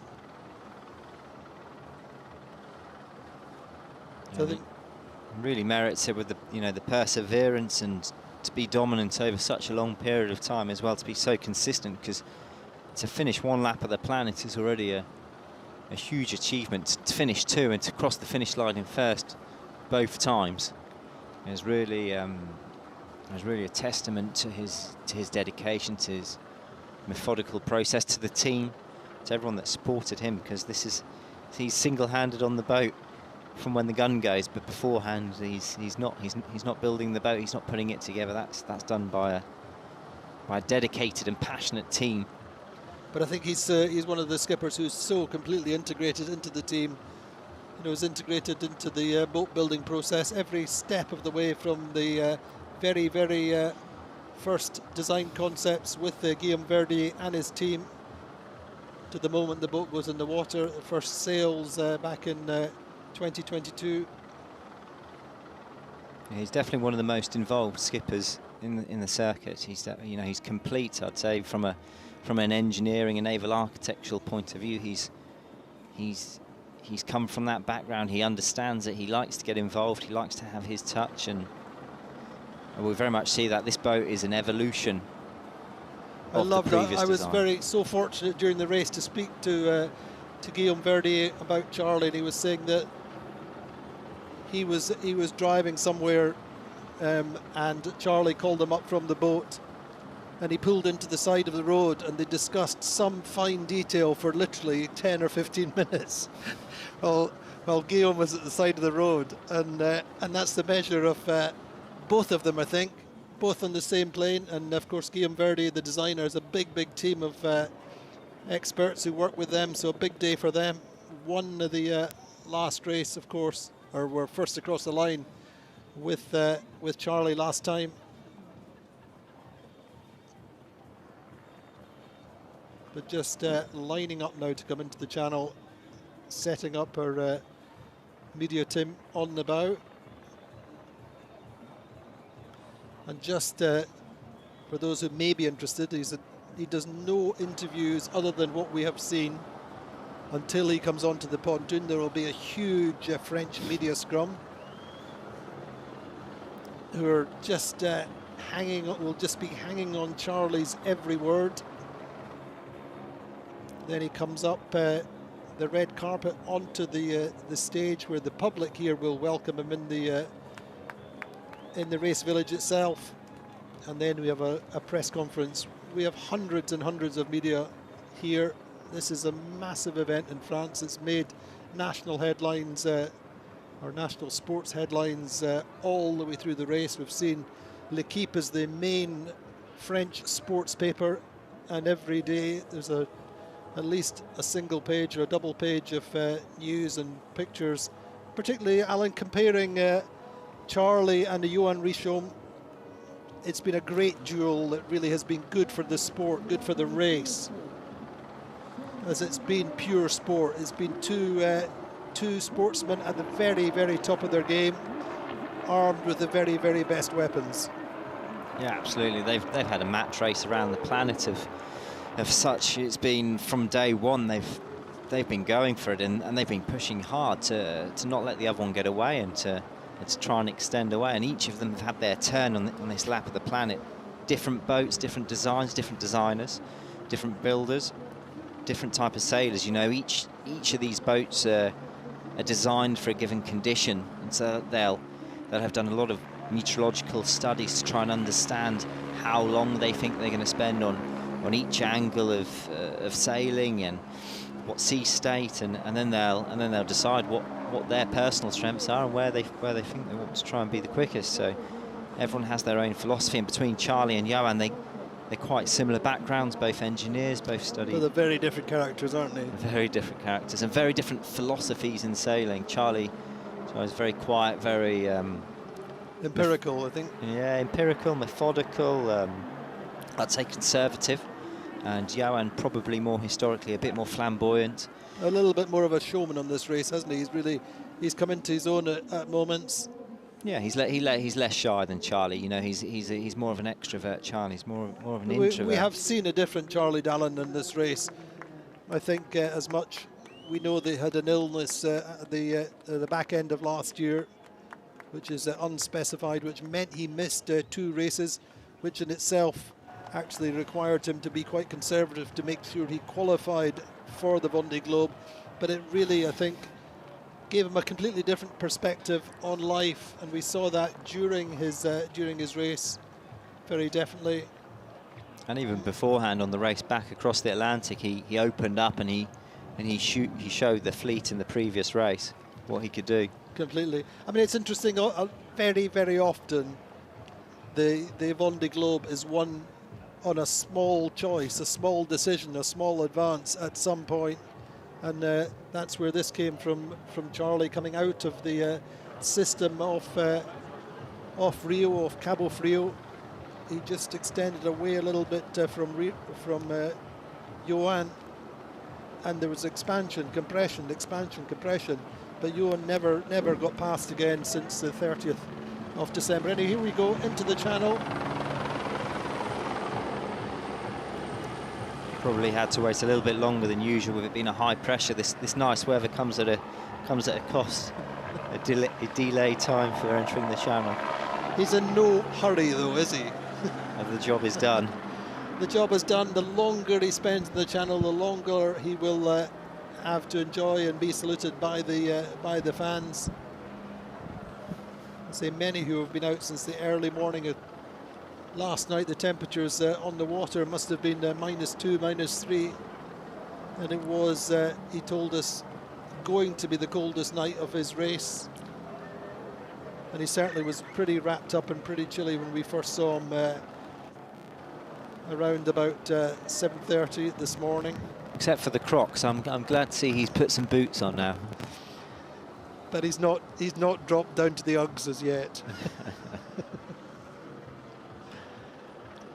However, it just proves he's hardcore, isn't he, Charlie? Yeah, he's tough, and you know, I've had the privilege of sailing his ex-boat, and when we got our hands on it, the boat that he sailed for the last one, when we got our hands on it, it was pretty evident luxury wasn't high on the agenda of performance. And so, what are the differences between his previous boat and this one in terms of ergonomics? And we used the word comfort, but it's an element of limiting discomfort, isn't it? Yeah, so I think in the past couple of races, past 2 or 3 races, the boats have been more about protecting the sailor, and as Charlie referred to in his interview earlier, it's actually the limiting factor isn't the boat anymore, it's now the human. What can the human take? So what we have to do is protect the human more. Before back in the day, you would be more exposed to the conditions, sat out on the helm, taking waves in the face and sat in the cold weather, and that would be a really limiting factor because you become more tired, you'd have sea salts, you get wounded a lot easier. So now you see the boats are a lot more contained. The skipper lives inside a pod in the boat underneath the mast. It means he's protected from the conditions, he's less exposed to the cold. And all of these are the kind of the start of the evolution towards protecting the skipper. And I mean, the other side of that is you have to consider that where the knot is protected, you're talking about speeds of 25, 30 knots with a wind speed, an apparent wind speed of 20, 30 knots. You would otherwise be on deck, and wind speeds of or apparent wind speeds of 50, 60 mile an hour. Yeah. So you really have to be protected. It's not, with the boats are not the same anymore. These are machines, and they're brutal in every way. And we've got the first of the fireworks.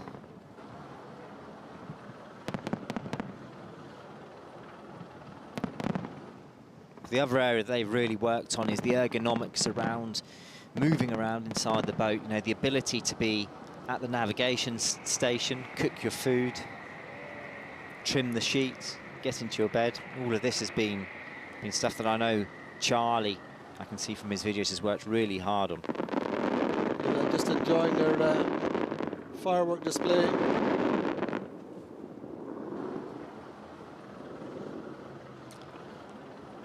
This will be a pretty surreal moment for Charlie, because he's gone from spending 65 days alone thinking about only boats, and now he's got thousands of people around him, fireworks going up just off his bow.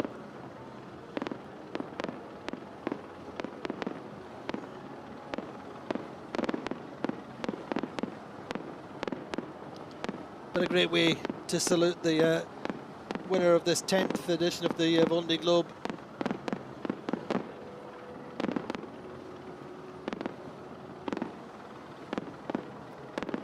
What a perfect afternoon to celebrate. That smoke hanging there, just showing you how light the winds are. Just drinking it in, just enjoying it.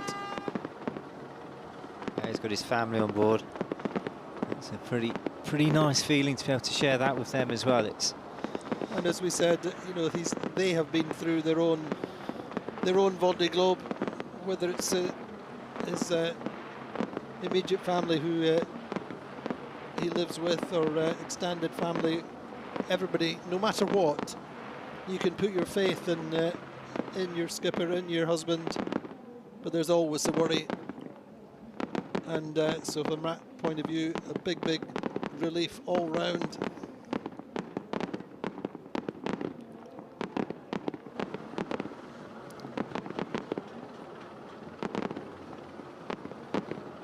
Very different feelings to when he's come in before. This time he is the out and out winner.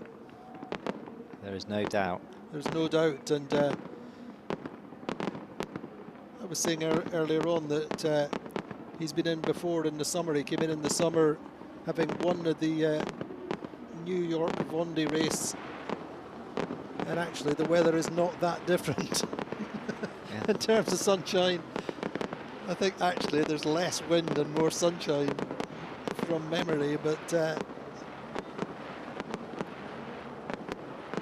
all their media boats there. Everybody wants to be out on the water and remember the moment, remember the hour that Charlie Dalin won the Vendée Globe.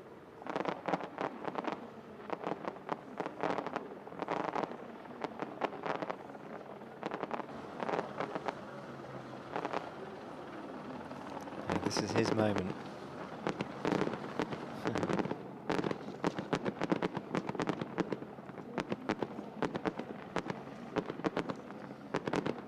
So as we said, he's broken the overall race record by 9 days and 8 hours, and on the way he set different records. He beat the record between Good Hope and Cape Lewin that stood since 2008, improving that record by 9 hours.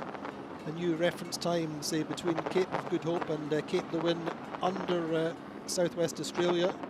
It took just 9 days and 22 hours to cross that section.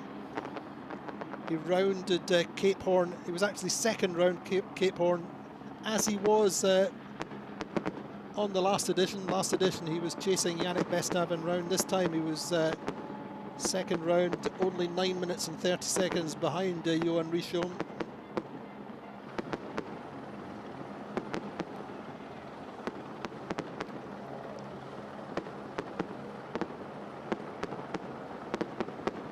This time there were 43 days and 11 hours for Johan Richomme between Les Sables d'Olonne to Cape Horn, compared with 47 days and 34 minutes for Johan Richomme, for Armel Leclerc back in 2016.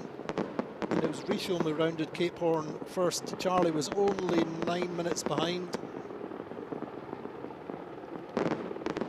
That was really the quick section for them, was the second pass of the Southern Ocean between Australia and the Horn. They got the leading bunch broke away, Charlie, Johan and Seb, and that's really where they were able to put the hammer down and sail really fast in front of the front. I mean, just to explain that in a little bit more detail, if you're in front of the front, you have basically flatter water conditions and a steadier breeze. As the system moves through, then at the back of the front you have much more unsettled wind and big waves, crossed waves. with a different wind angle as well, so it meant they could sail a lot straighter towards where they wanted to go. And compared to the boats that dropped behind the front, they had a big right-hand wind shift, which meant they had to sail a lot further distance. Really, they had to sail downwind, jibing to get to where they wanted to go to. So they had, they had a pretty perfect run there.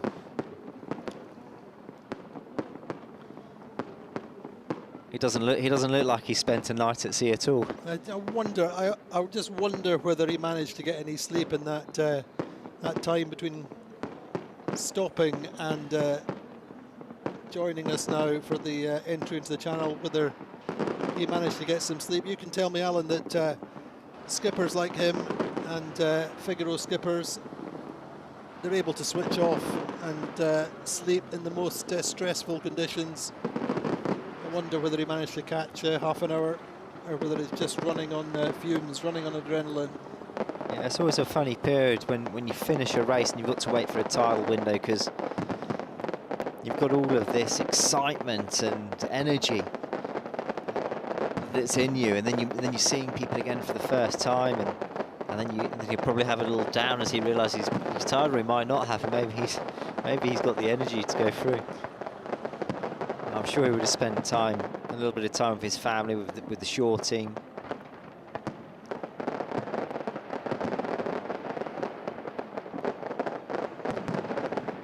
Charlie is enjoying this.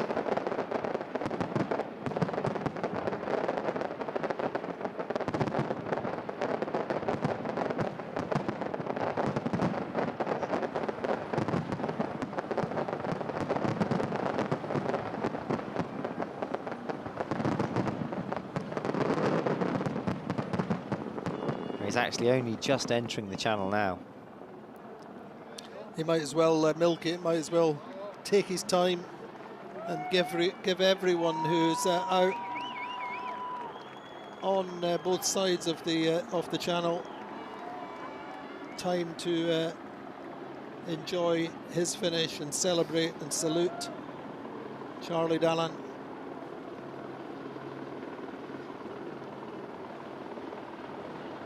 Yeah, it's amazing. He went into this race very much as the favourite, having been the quickest boat around the planet in the last race, having won the final race of the Global's IMOCA series. A new boat, proven skipper, and that's a lot of pressure to deal with. I think it is indeed, but I think one of the key things in the end, the race against Johan Richomme, I think the experience of having done it before in this particular head-to-head is what made the difference. I think it gave him the confidence in himself, and he had already had the confidence in the boat.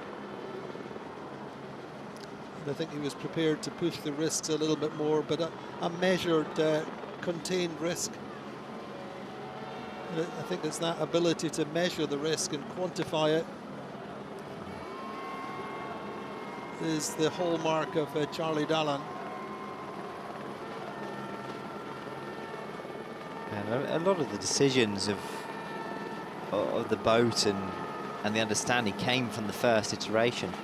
You know, they designed a boat with Guillaume from scratch, and they kind of refined that and adapted that into this boat. So, you know, there are only small tweaks, but these were decisions that were made 4 years ago. And then, as you said, in the key moments in this race, coming back up the Atlantic, that's when he was able to turn it on. He had an extra gear on Johan because that's what they designed the boat for. Indeed, these key decisions made in the cold, hard times of making decisions in the preparation period. Very often these are key decisions that can make the difference between winning and being second. Or not finishing at all. Or indeed not finishing at all. Mechanical failures, as we've seen, small mechanical failures really have harmed quite a number of boats who are behind, but this has been an immaculate performance. Really perfect delivery by Charlie Dalin, and really meriting this welcome. Listen to the crowds.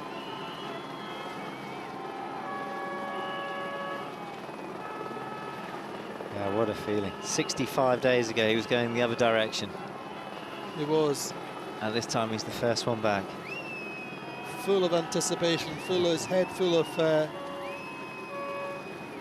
what he was expecting and how he was going to manage it hour by hour, day by day. And now this is for the public. This bit now, this is his re-engagement. It's great to see so many people having turned up to. No, completely. I think welcome him back, to celebrate and share this moment. I mean, it's kind of stating the obvious in a way, but the difference with the finishes, of course, people are only out to see Charlie and the guy who won the Vendée Globe, but it's not like the starts where you come and there's hundreds of thousands of people turn out because they can see all the skippers, all the boats, and it's all about starting the dream together. And they know when it's going to be. And they know where it's going to be and when it's going to be. And you know, this part of the race is open to certain dynamics, shall we say? But for sure, tens of thousands of people out. Yeah, because there was people that arrived yesterday hoping that he might have arrived last night, but unfortunately the wind's quite light and quite shifty, so it's quite hard to predict with these boats. They can be doing 20 knots in the right direction, or only 5 knots VMG with only a small wind shift and wind strength change. So even from the early hours this morning, from 2-3 o'clock, there was already people lining up hoping that he might come into the channel. They're dedicated, as I said. On land it was negative values. It's a cold night and people were coming out then. So many people just want to be part of the dream in their own way.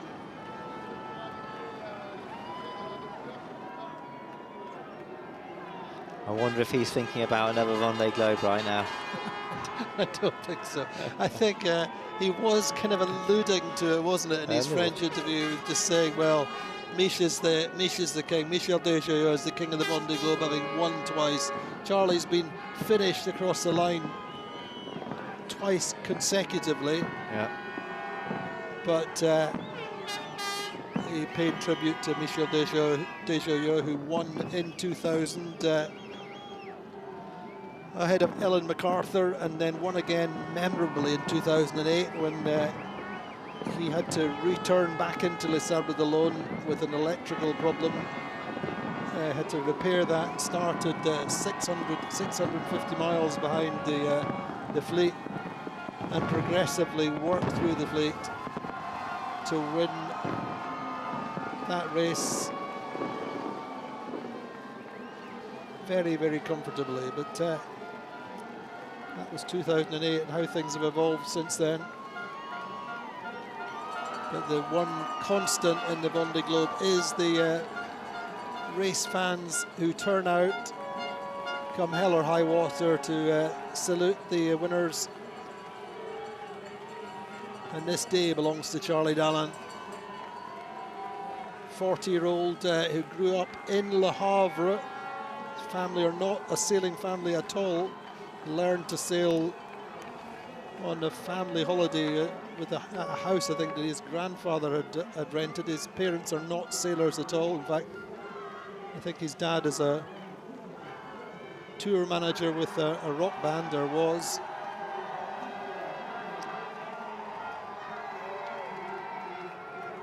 But I think Charlie was completely obsessed with sailing from the very, very beginning. His parents told the media that he used to sit at the table and discuss wind direction with the cutlery on the table. He was always thinking sailing, and they insisted that if he wanted to pursue a career in sailing, he needed to get his qualifications, or get some qualifications behind him. And so he went to Southampton University and did naval architecture.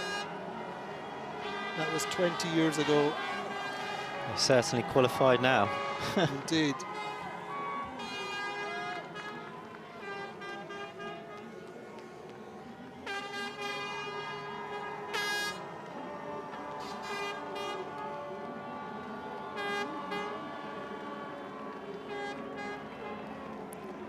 But I think that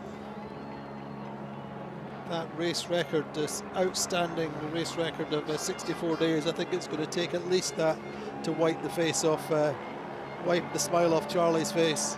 He's going to be smiling for years, all about this victory. Yeah, it's fantastic. We're talking about Mish. It's interesting the links between the different sailors, because actually Mish has won the Vendée twice. He then went on to manage Francois Gabart's successful attempts at the round the world. There's a certain succession there, isn't there? So under the Macif colours. Then Francois Gabart Francois Gabart's outfit has managed Charlie's projects from well, throughout Figros as well since 2015. But the noise is incredible, isn't it? What a welcome. It's hard to explain the atmosphere in the channel. But it is, you know, it is one of the iconic moments in global sport, really. It's completely unlike anything else in sailing. The atmosphere is it's a little bit like, for example, the Hanan Kam, the biggest, toughest downhill in the world. You go to Kitzbühel, the atmosphere is the same as here. People make an odyssey to Les Sables d'Olonne from all over Europe. I mean, they know there's huge respect for anyone who completes, anyone who takes off on this journey for a round the world race. And let's face it, they put their life on the line in many respects. Oh, massively. You're taking yourself to the most exposed, extreme parts of the world. Yeah.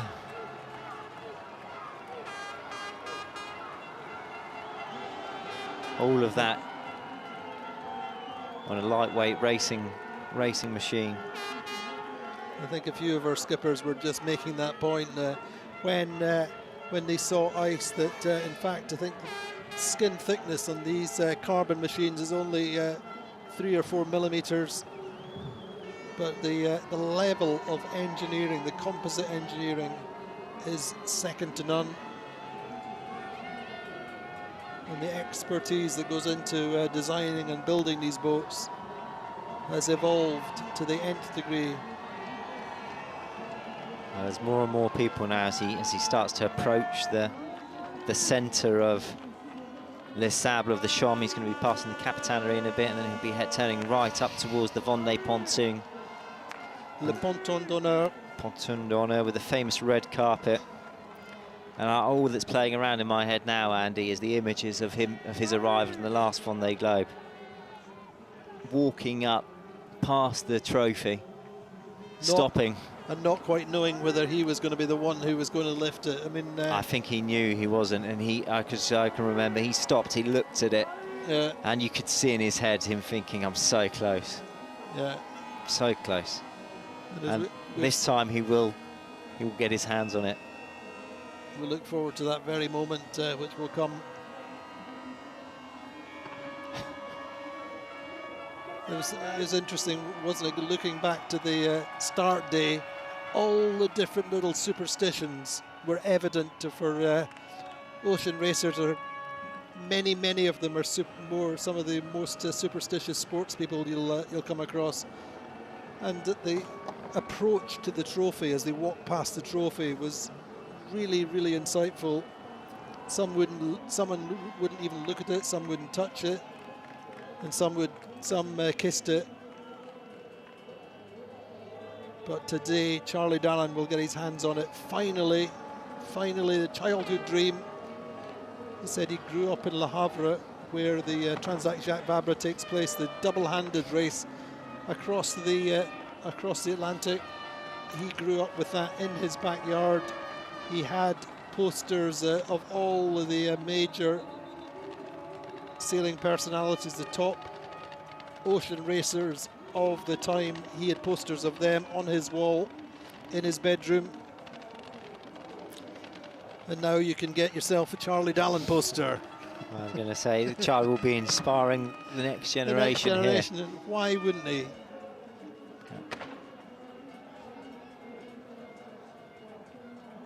I mean, he is the ultimate professional. Yeah, I mean, he's part of taking this sport to the next level. It is an adventure race around the planet, and that it will always remain. But there are a few that are, you know, the top half of the fleet really are taking this to the next level, and that's thanks to the sponsors like Macif, like Arcare Paprika, and numerous others that are willing to invest in this element of the sport. But for all of them, this is the holy grail. This is the absolute pinnacle. This is what they want to do. They can talk about media returns. They can talk about the evaluations of all that, but it is about winning. Yeah, and showing that it's possible and advancing mankind. You know, it wasn't that long ago that man hadn't sailed around the world. Indeed. We saw a letter of congratulations from Sir Robin Knox-Johnson to Charlie, just making that very fact, just how much the sport has evolved since he sailed around the world. First person to sail non-stop, single-handed around the world. Yeah, no one thought it was possible then, and now they thought he was crazy, and now Charlie almost normalising it, but it's an unbelievable feat. Now there is for sure an element of that. There's more and more people doing it. It is becoming more normalised, but it still only rests a handful of the offshore sailing industry that's able to do this, and even less so that's able to go at the rate that these guys are pushing the boat. And part of that's possible as well, thanks to his closest competitor, Johan. You know, so we think that Johan Richomme will finish across the line between 10 o'clock and 11 o'clock, something like that, this evening, local time. And he will miss, he'll not be able to come into the channel until 7 tomorrow morning. But you can be absolutely sure that no matter what time of day and night he comes in, that Charlie will be on the dock, ready to welcome him back and thank him for his race, thank him for pushing him so hard. And I think a small element of Charlie's victory is down to Johan Richomme and the way he's pushed him in his career ever since they were both on the Skipper Macif programme in 2014, 2015, 2016. And I think that's part of the difference with offshore sailing, is the camaraderie between competitors, because once you go offshore, you're all living this extreme, in-depth emotional experience where you push yourself to the limits, and you go beyond what you think is possible. And if anyone out there has an issue there, you only have the boats around you to support you, so you do become a family. That's right, and I think this race has been, I think has been a step on in that respect, where we have, because of the relative performances or the similarities of the performances of the boats and the skippers, we have groups of boats all the way down the racetrack, and that in essence has given a measure of safety and security in the skippers' heads, where they've all been then happier to push a little bit harder, knowing that they have like-minded seamen, skippers around about them. And you know, we don't have to think too far back in the Southern Ocean, where Macif, Charlie and the Seb Simon were close together, and Macif and Charlie and Johan could see each other racing in close company at different times, and that's been the case all the way through the fleet.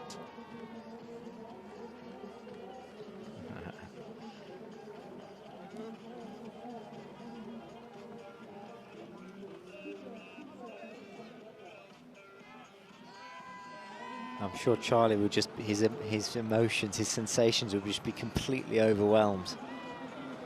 I know when I come in from a course and I haven't seen anyone, you know, there's so much noise, so many people, so many different things happening around you. It's hard for you to take it all. You've been so focused on one or two elements. And you know, your auditory signals, if you want to call it that. They're just the sound of your boat, the sound of your, and you're so attuned to all the little changes, aren't you? Just living on the edge, just listening to the sounds of the sails and the boat, and that's the constant background noise, and then suddenly it all stops and you have these crowds of people back. It's like coming back from space, re-entry into the real world. But lovely, lovely images of him with his son, who will remember the day that Daddy won the Vendée Globe forever.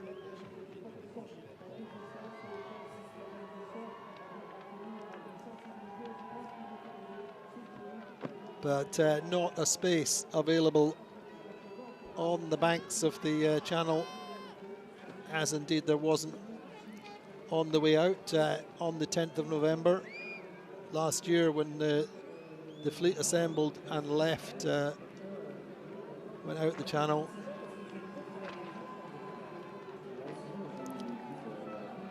Yet more fireworks. He's going past the cafeteria there now, so everyone you can see making their way. Everybody round. wants to get to the race village to welcome him and see him. We have a big, huge TV screens in the race village. There's a big stage, and as I said, I don't think there's a space. There hasn't been a space available on the sides of the channel. And I think when Charlie comes in and takes to the scene, the stage, you'll have a packed capacity race village. I wonder what he'll be dreaming of. I'm sure he'll be craving some kind of food or I'm sure he will, drink. but it's always it's always the same things. It's a shower and a bed that doesn't move, and not having to think about the next Grib download of weather files, and being able to lie in bed in the morning and just enjoy waking up knowing you've won the Vendée Globe. The job is done. Well, I mean, this is really his fairy tale conditions for Charlie. You couldn't have written it better. Indeed. Just passing the catamaran of Michel Degeux on one side there is.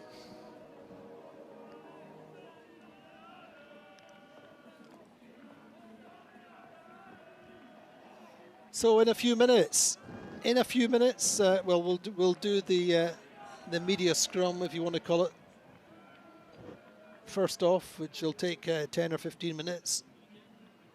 And then you have that moment when Charlie steps back on dry land for the first time in 65 days. 65 days and 1 hour, so just over 65 days since the race started at 13:02 on the 10th.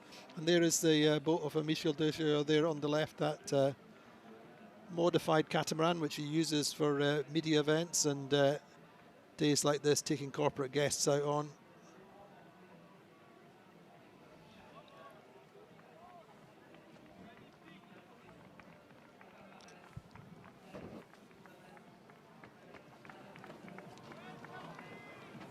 Here we go.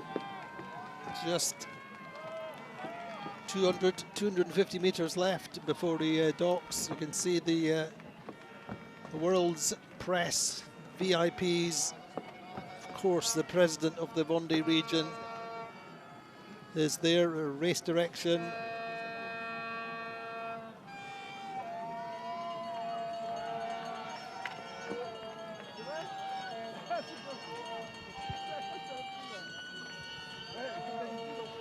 It's quite a moment, having handed over control of the boat that he's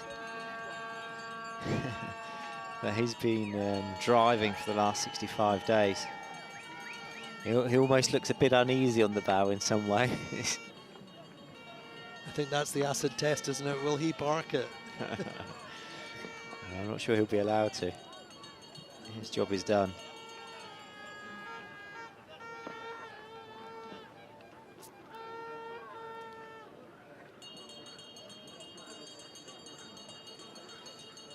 But in general, historically skippers want really simple food.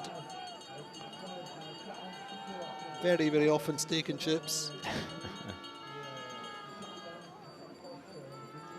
But food has got better offshore. It has indeed. You know, now actually we eat pretty well offshore. A lot more nutrition, and it definitely tastes a lot better than it did 20 years ago, even 10 years ago. There's a lot more variety, and yeah, many skippers had their own top chefs prepared their meals, and then freeze dry them, or and that's part of the game. As we were talking before, Andy, comfort and ergonomics, it's all part of making the skipper more comfortable, keeping the skipper in better shape. And the better they can eat, the better the food tastes, the more they want to eat it, the more they keep their energy. Of course, in the big south, in the cold, they're consuming up to 4,000, 5,000 calories in a day, and it very, very much becomes food as fuel. Have to keep their energy levels up, and that becomes part of the discipline of being a top ocean racer in the south. As we said many, many times, he looks like he's just delivered the boat from Concarneau.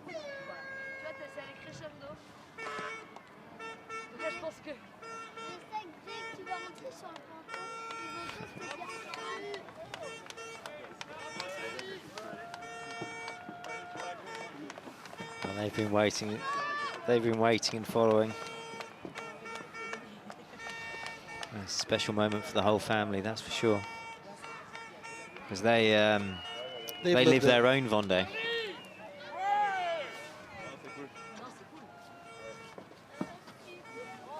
It's great for the boat owners, the marina, people who have their boats here. They can come down onto their own boats and watch as the Vendée Globe winner goes past, and salute them from the comfort of your own yacht.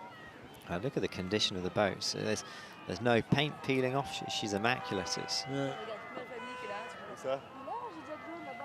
It's really a testament to the team, you know, and the preparation and detail that they've gone through on every level. I mean, one thing, the mechanical problem that has hurt many skippers of the same, you know, you would consider to be the same level as Charlie, has been these hook problems. So the halyard locks, just explain that a little bit. What's been going on? The effect of that is, of course, it drops the sail in the water, and some skippers have managed to recover them, like Sam Goodchild, the British skipper, and others have lost the sail, or it's been terminally damaged. So explain the hook and what happens. Yeah, so there's fundamentally different types of hooks, but the ones on the forward sails, they're simply a female element that engages into a male element at the top of the rig. The idea being that you don't have a piece of rope that's holding your sail in the air, it's metal on metal. But all of these elements, you know, a simple hook is already made up of about 20 different elements. You know, that's a simple part. So it's a mechanical problem that I think with the construction, but great. Yeah, and there's a huge amount of fatigue. You know, these boats are spending 65 days going through numerous cycles and getting hammered pretty hard. And like all of these mechanical sports, everything's a trade-off. So you can have something stronger and heavier, or you can have something a bit less strong and a bit lighter, and you're always trying to find the balance, and those are the decisions that we're making 1 year before the start of the race, and that can be the difference between you finishing, you winning, or you not making it around, and it is a really fine balance, and that's where the experience and the studies come in to really try and make sure you've got the right elements, you've made the right calculations, and you've tested it, you've proved every aspect of the boat, and that's the beauty of having Macif having run through their second cycle effectively here with Charlie as the skipper, because as we remember, he came in the last Vendée Globe. He didn't have too many issues, but he still had a foil that was hanging off the side, and you know, it's all part of the learning process. So these decisions, that's one element. The other hook is on the mainsail, which is a slightly different type of hook, but again, quite a simple part. But if misused or one element's not quite put together right, it can damage, and that could be race over. Indeed, but Charlie's had no major problems.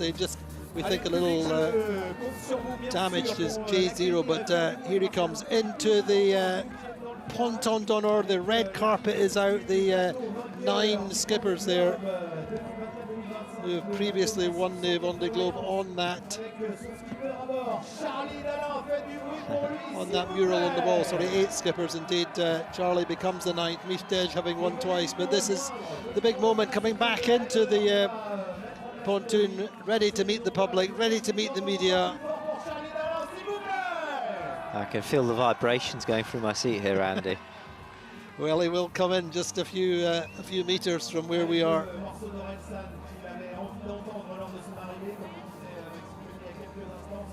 And there are thousands of people on site here, just waiting to welcome him. Oh.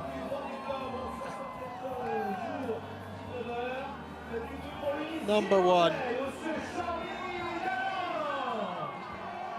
This is his moment. There we go. Massive fans and supporters, Shore team. There was a lot of massive jackets floating around last night. Indeed.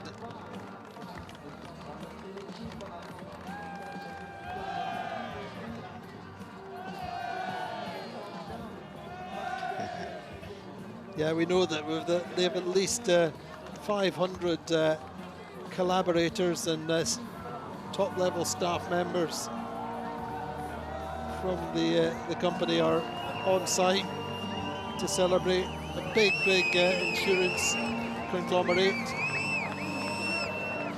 Apivia was their brand for the last race. Anyway, here we go. This is when it gets up close and personal, as it were. And he comes back to really feel the human influence, the interface with the public. And it just is a surreal moment in the next few minutes when suddenly the media descend on him. You have this forest of microphones thrust into his face, and every minute, every word he speaks is beamed around the world.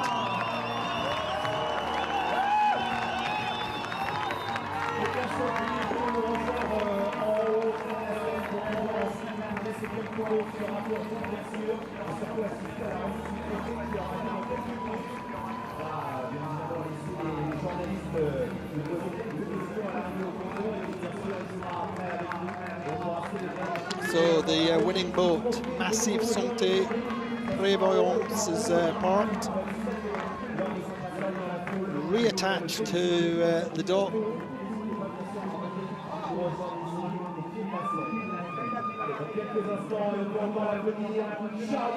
These huge foils.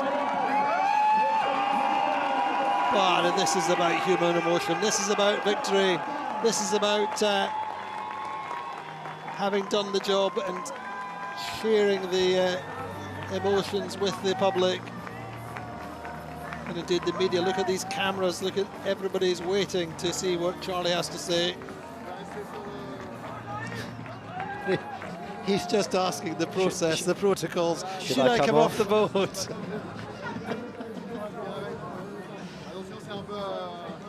He feels a bit wobbly.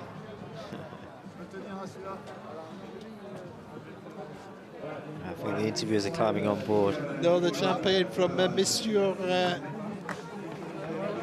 Alain Leboeuf, the president of the Vendée Globe, or the president of the SAM Vendée, the president of the region, which really owns the race.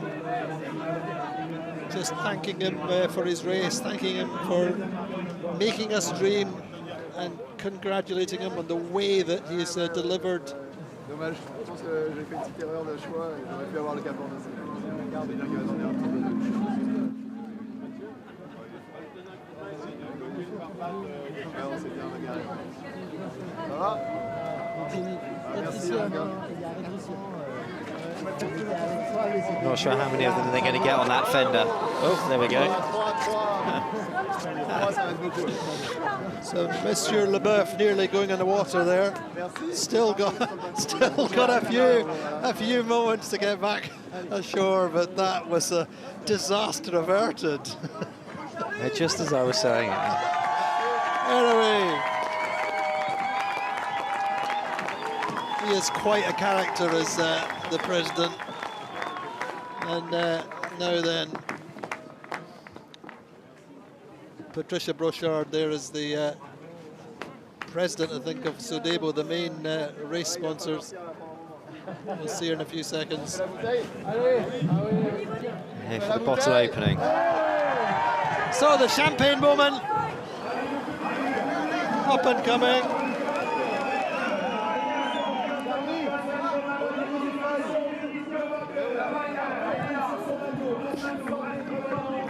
As ever, just deciding the optimum place to spray the champagne. So here we go. Who to cover, who not to cover. The president getting his hood put up. Oh, come on, just take it. Here we go. 1, 2, 3, let's go.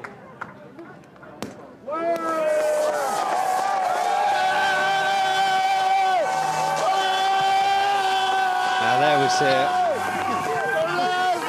That is the release of emotions of 64 days in one champagne spray.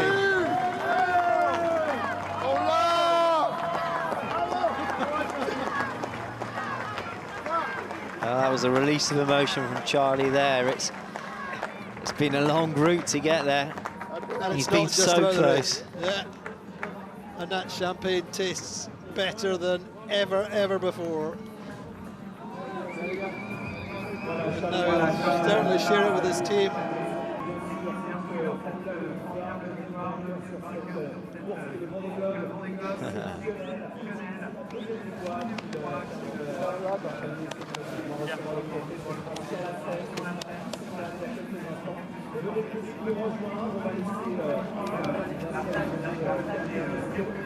So he's delivered for the team. Team that is huge, without any few comparisons. Now he finally has the right step back onto Tierra Firma. 3, 2, 1, roll!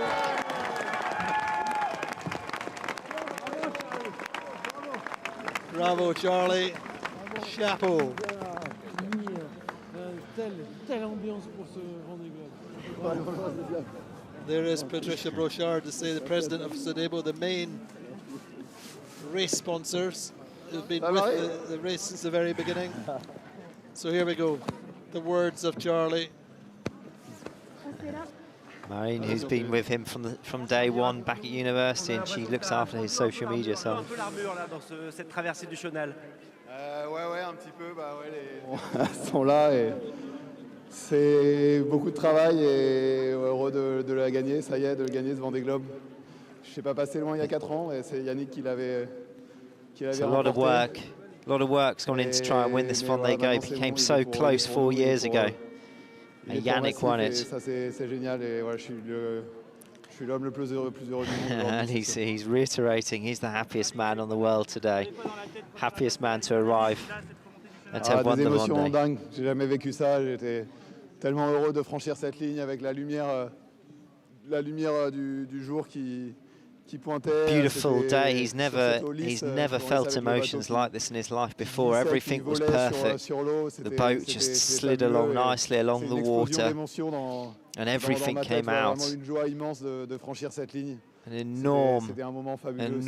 enormously joyous moment for him. This has really been the pinnacle and the most beautiful finale of a race of his entire career.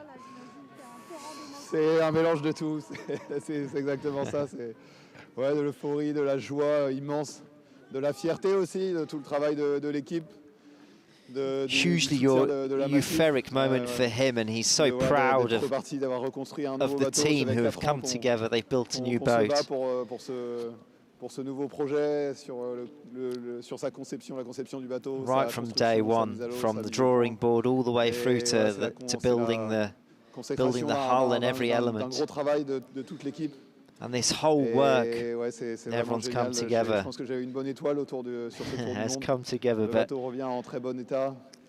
Voilà, il est encore à 100% de son potentiel et j'ai eu des soucis, c'est sûr, mais à chaque fois j'ai réussi à les réparer ou à remplacer les pièces cassées. Well, the boat's in perfect condition. He feels very lucky. He's had one or two small issues, but nothing major. Tous ces systèmes fonctionnels. Everything's working brilliantly. L'Atlantique vraiment en mode course, en mode régate. And it really helped him, especially in the final part after Cape Horn, to come back up the Atlantic at full pace. Et je pense que si le record est battu d'autant, c'est aussi beaucoup grâce à lui parce que on s'est tiré l'un l'autre vers le haut comme on faisait. Really thanking Johan for being there and being such a brilliant competitor chacun donné le meilleur de soi to help push him not only in this race but throughout his whole career. From the days in the Figaro, where they were teammates together, they sailed alongside each other. And they sailed the whole way around the planet as they did in the Figaro. One along the other, pushing each other, keeping the pressure on, forcing one another to make sure they were always making the right choices, making the right sail changes. It really feels like this has been a short 24, 48-hour race. It's been so intense.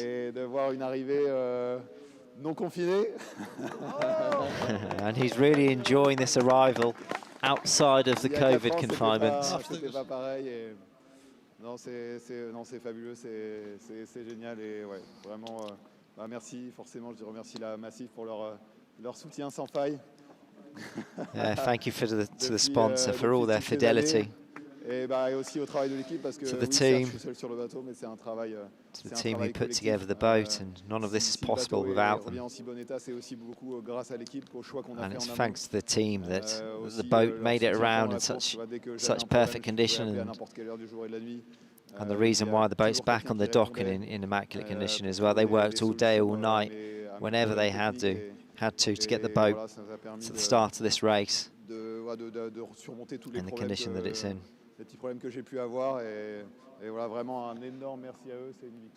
Huge thanks to the team. This is the victory of the Macif team.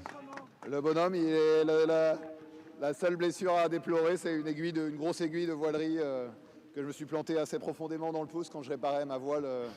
There's one little injury. Yeah, his only injury, he's just explaining, the only injury he's had throughout the whole Vendée was when he managed to stick a sewing needle through his hand when he was repairing sail, but other than that, he's in good condition. He feels less tired than he was at the end of his last Vendée Globe, and he puts that down really to experience, having lived it before, having known what to expect.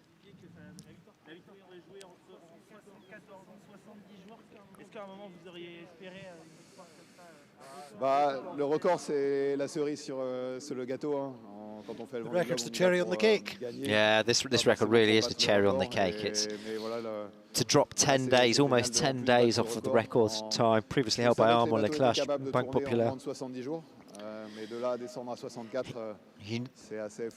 I always knew it was possible to sail around the world in under 70 days, but to do it in 60. Just under 65 days really is exceptional, and he had never thought about it. So it really is this is the cherry on the cake to his win, to his perfect day. Then coming back through Brittany down his home waters was incredible. Coming back into France.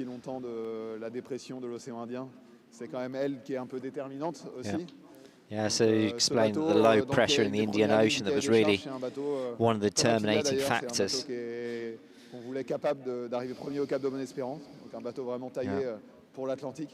as we were saying before, you know, this is really a boat designed around racing in the Atlantic. He knew that he wanted to be first at Good Hope, to put him in the right weather system. He knew that he would take a hit relative to other boats in the Southern Oceans, and then be a boat that he could hopefully exploit the maximum potential on the way back up the Atlantic Ocean. And he pushed really hard when he had the opportunity in the Southern Ocean with the low pressure to stay in front of the front. Partir par devant, et je pense qu'il a beaucoup donné pour échapper à la zone de vent faible qui grossissait derrière. Il a réussi à s'en sortir. Après, il a eu des conditions qui ont permis de recoller. Puis après, il y a la bataille. And that was really a risk that he took, you know, and he feels like it really paid off, and especially for his boat. Il était de nouveau très performant aussi dans la remontée de l'Atlantique. Au final, on a passé plus de temps dans l'Atlantique que dans les mers du Sud, donc voilà, ça, je m'en sors. Yeah, so kind of explaining the design philosophy around his boat here, and very much a stiffer boat that's made for reaching up wind conditions, more Atlantic sailing than the deep Southern Ocean sailing, which is different from Johan's boat. Desjoyaux reste le seul double vainqueur. Mais je suis heureux de rejoindre avec lui le fait qu'on soit les deux seuls à avoir franchi deux fois. He's very happy to have crossed the finish line first twice in a row, like Michel Desjoyaux, who stays the only 2 times winner of this race. Avec la légende Michel Desjoyaux. And he's very happy to be aligned with the level of Michel Desjoyaux. And rightly so, you know, Charlie has sailed an amazing race here. It's not just this race, it's the last two races. Je pense que la descente de l'Atlantique, j'étais vraiment super heureux d'être là, de naviguer en solitaire sur ce magnifique bateau. Et ouais, la descente de l'Atlantique, c'était un moment fabuleux. He enjoyed the most is seeing the descent of the South Atlantic. Yeah, I mean, they just had a perfect ride. He took a lot of... It's quite intense. When I think they had 6 times the speed record was broken over that phase of the race. Yeah, but he's taken a lot of joy out of it, and we could see it in his eyes during the race. You know, He's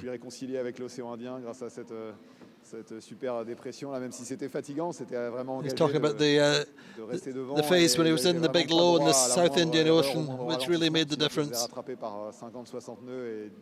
He knew that the winds behind were 60 knots, potentially going to catch him. Macif m'a pas fait faux bond et est resté d'aller très vite sur ce. And he really pushed hard, and you know, the boat allowed him to do that in that phase. Well, it sounds like he enjoyed the whole race. There's so many different memories.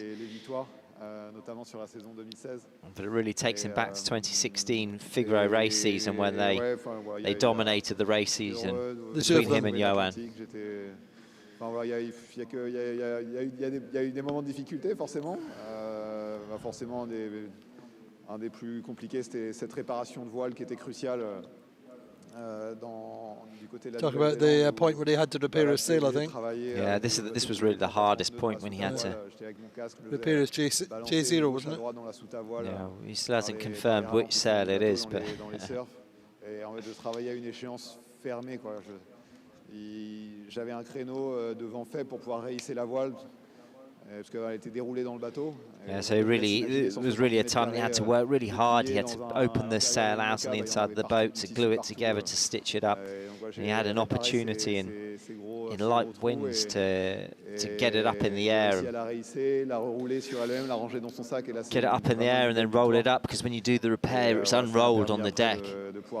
So to get it back in the air, you've got to hoist it back up without it rolled. Voilà, comme normal, quoi. Et je m'en suis beaucoup servi dans le Pacifique et aussi dans le. And that was a really key moment for him, because it was a sail that he then used a lot later on in the race after that. J'ai une fissure de 1,50 m dans le bordé sur le côté bâbord de la coque. He's also explained he had a bit of a structural issue with, he had to do a composite repair. Dans le Pacifique, et voilà, je me suis rendu compte quelques jours plus tard de cette grosse fissure. Donc voilà, j'ai dû faire un peu de strat. Exactly. Après, j'ai eu un problème d'hydraulique dans la descente de l'Atlantique. Some hydraulic problems in the Atlantic. D'hydraulique de quille. Yeah, keel hydraulic issues. Désolarisé de la pompe là, et donc j'ai perdu pas mal d'hydraulique, mais heureusement, je me suis rendu compte assez tôt du problème, et avec les. He managed to capture it quite early and ça a permis de refaire le niveau et de pouvoir continuer. And repair and fill up the oil levels in the keel so that he could keep racing. J'ai changé un V1 de pilote, j'ai changé quelques bloqueurs. Je changeais une drisse, je changeais des Yeah, écoutes, mais voilà, chaque fois, en fait, à chaque halliard problème, change, j'arrivais avec l'équipe, clutch on arrivait à trouver une changes, solution jammers, où on avait and la pièce de rechange et lots of donc small little j'arrivais à bits, remettre but le bateau every... à 100% I de think son the pilot potentiel. ram, wasn't he? Yeah, pilot Et ram ça, as well, but every time he ça, had an c'est, issue, he said we had all the spares on c'est board, it vraiment was super, simple, quoi, it was a chaque fois process, de- it was, he knew what he was de retrouver doing. le potentiel maximum du bateau et And that was really key for him to be able to change everything quickly, to be able to re-access the full potential Alors of j'ai the pas boat. voulu vraiment au dernier moment, parce qu'il y a 4 ans je m'étais fait avoir.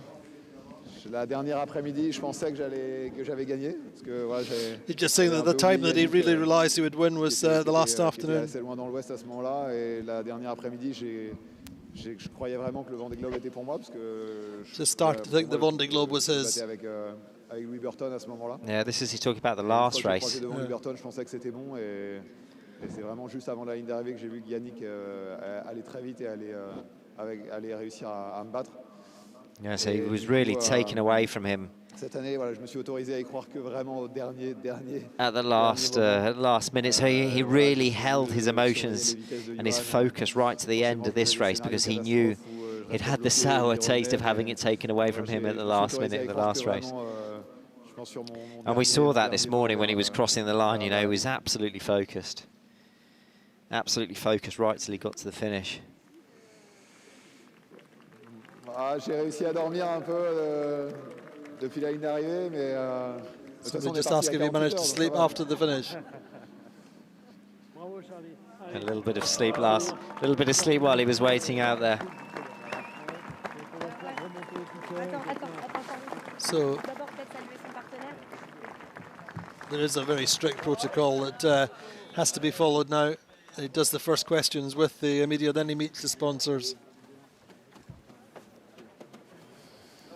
And then he will come up the red carpet and meet the public.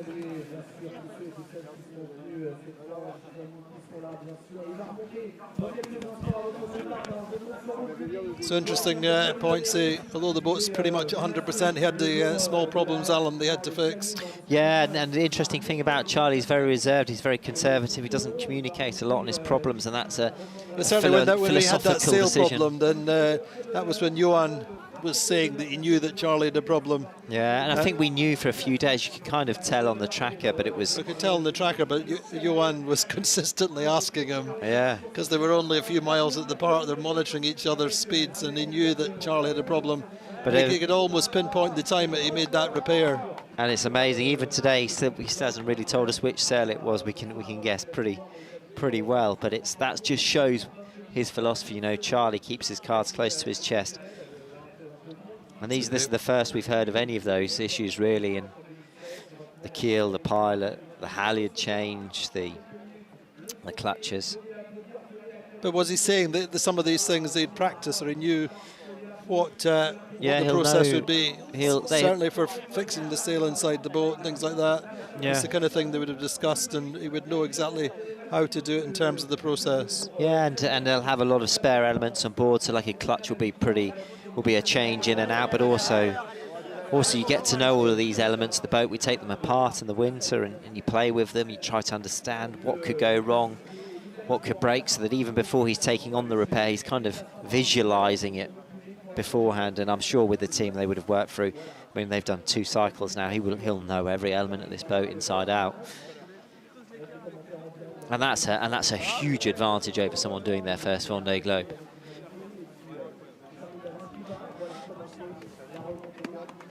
So he's done the sponsors, the race director, the IMOCA class. The IMOCA class president there, Antoine Marmot.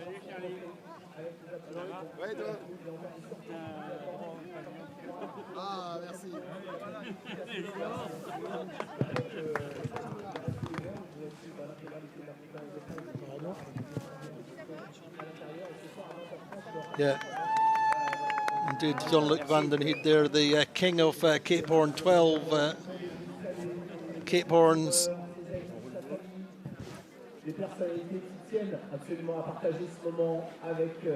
Harry Astrid there, as Alan said, is marketing guru. He's been with him since the very, very beginning, so big moment for her as well. Oh, huge. Huge. You know, she's been at Charlie's side ever since they've been studying at university together.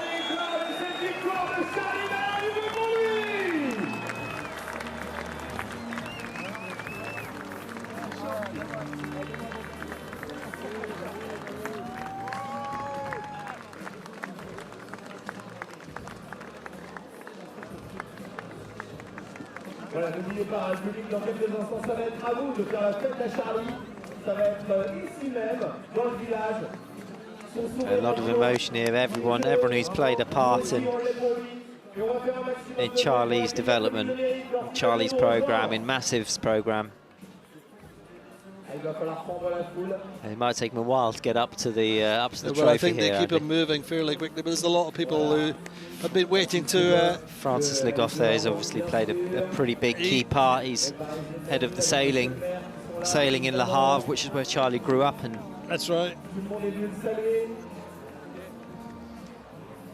So that was his home organisation as well, the league in Le Havre, the Normandy League. Yeah. On en doute un peu quand même, parce que ça a été vraiment effectivement une épreuve incroyable. Et il va venir nous rejoindre maintenant, faites du bruit pour lui, s'il vous plaît. Charlie Dalin. And now he's released for the public.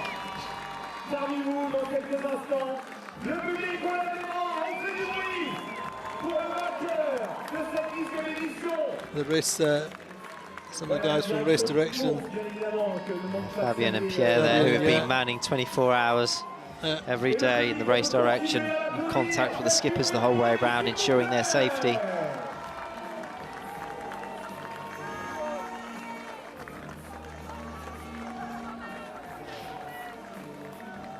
So for them, it's just the first of hopefully 33 more finishes. We'll be seeing finishes into, I think, early March. But this day belongs to Charlie Dalin.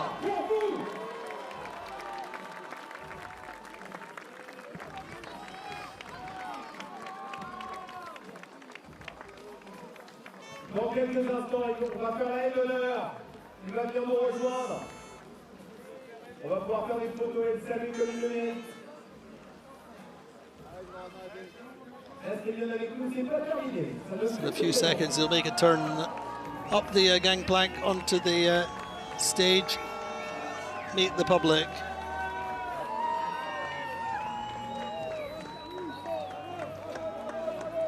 It's one of these things that we were saying, you want to drink it in, you want to take your time, you don't want to be hurried. There's no rush, nowhere to be, the job's done. Exactly, and all these tiny little elements of the day, you're only doing them once as the winner of the Vendée Globe for the first time. Who knows what might happen in the future, but it's all about enjoying the moment, thanking the supporters, the volunteers. Hundreds and hundreds of volunteers locally give their time willingly over the course of the 3-week build-up, and they enjoy this particular moment as much as anyone. They love the send-off, the start, but sharing the dream, sharing the success, and sharing in the pride of Les Sables d'Olonne is part of the reason they do this.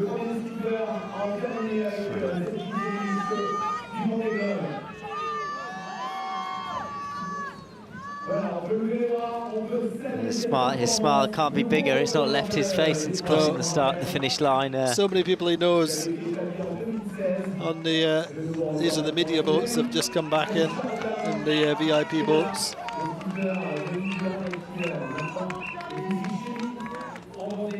This would be the furthest he's walked for 65 days. Indeed.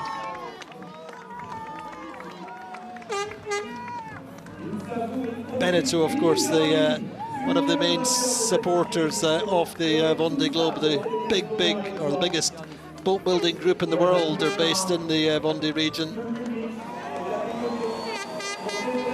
And here we go, up the gangplank,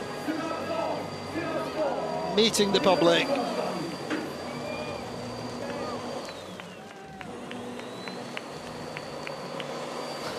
We're here for one thing and one thing only, to see the winner of the 2024 Vendée Globe, the 10th edition, the concept is super simple, non-stop, solo, unassisted, around the world. And the winner of this edition is Charlie Dalin. Oh, it's such a great sight. And the village is absolutely packed here. Everyone wants a piece of him now. And it's fantastic, isn't it? Because you just look at the demographic, look at the people who are there. They're just people who love the Vendée Globe. They're not necessarily sailors. They're just people who share the dream of all ages. Some of them in the more mature years of their lives, but really, the Vendée Globe is for everyone. And it's an emotionally inspiring journey, you know. Yeah. It's an adventure, it's a trip, it generates a lot of hope and inspiration to a range of different people. I think, as much as anything, probably these are people who shared this journey in 2020-21 and were not able to be here. And so it's a double thanks, double salute. Today is about victory, but also thanking him for his last race and how he shared that.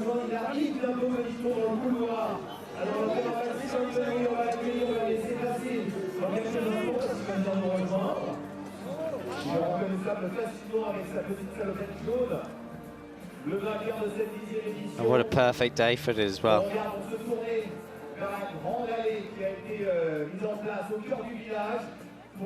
It's kind of one of these things that you would never put anyone else through what he had to go through at the end of the last race, to have it, as he said, just knowing that it was potentially going to be taken from him,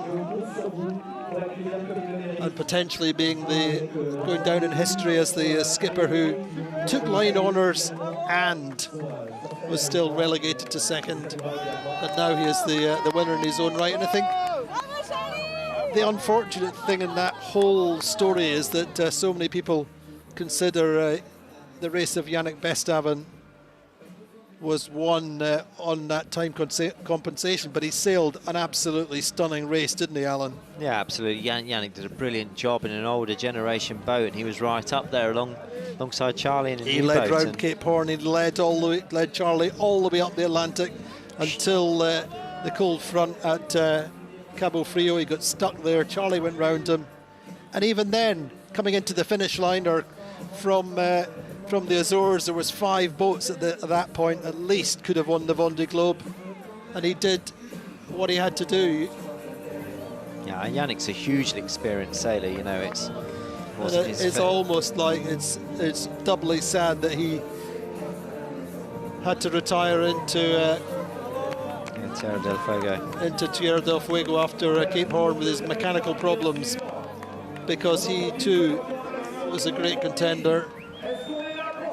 But that's the race, you know. That's sailboat racing. There's a set of rules, and and when we're out there in the ocean, we are the only other people that can look after ourselves. So it's, you know, competition's one element, but human life is another. And in that situation with Yannick, you know, everyone did the right things, and the rules and the decisions were made, and it gave it the outcome. That's fantastic. I just love that he stops and takes the time to get the selfies from people who are asking.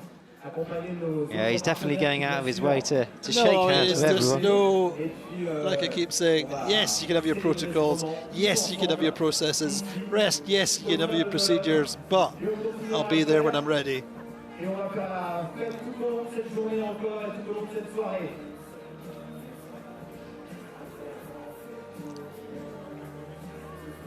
The difference is this time when he walks past the trophy, it will be for him. Look at that. He looks fresher in real life than in the picture. He does, doesn't he? But to be fair, I think he had a relatively gentle arrival. I'm sure he's had time to clean himself up a little bit.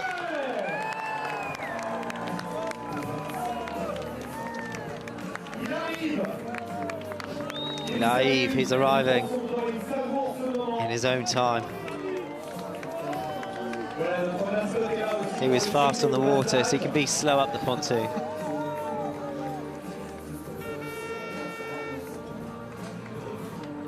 Et nous, on est prêts à l'accueillir. Est-ce que le public est prêt à accueillir Charlie Dalin? Je ne vous entends pas. Est-ce que le public est prêt à saluer Charlie Dalin? Eh bien, dans quelques instants, ce sera son frère qui viendra nous rejoindre sur scène. Et on pourra échanger quelques minutes avec lui pour qu'il nous livre un petit peu ses impressions, son plaisir de nous retrouver. So many selfies, immortalised forever. Do you think? I guess that's the difference between 20 years ago, is the selfie didn't exist. Exactly. However, that's life. He will be appearing on many, many, many Instagrams in the next few seconds. Some people take a little bit longer, but why not? C'est évidemment compliqué. Il y a du monde qui a envie de profiter de la présence de Charlie ici, après cette très belle victoire. However, he's keeping moving. J'aperçois sa salopette jaune. Voilà, on est plus très loin maintenant. Le public, n'hésitez pas, évidemment, dès que vous le voyez, à faire du bruit, à le saluer. It is fabulous. What a great celebration.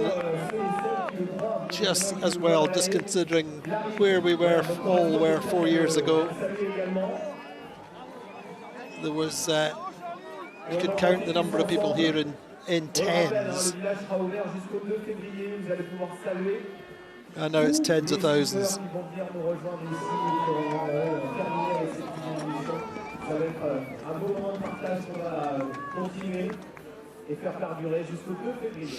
The great thing, yes, this is about Charlie winning, but every skipper who finishes the Vendée Globe, day or night, gets some kind of welcome. Allez, je vous entends. Charlie, Charlie, Charlie, Charlie, Charlie, Charlie, plus fort. He's not got a pen.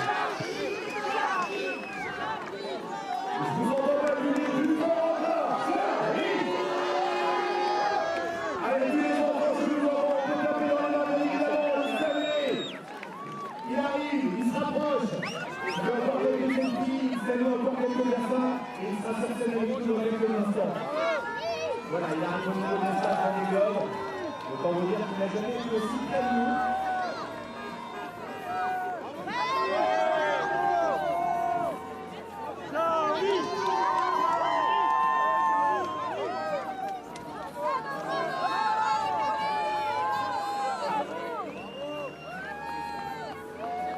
Voilà, comme on l'a déjà vu sur scène avec son équipe de la Massif en bleu et jaune. Bravo Charlie dans quelques instants. This is an accumulation of a seriously impressive career to get to this point. Indeed.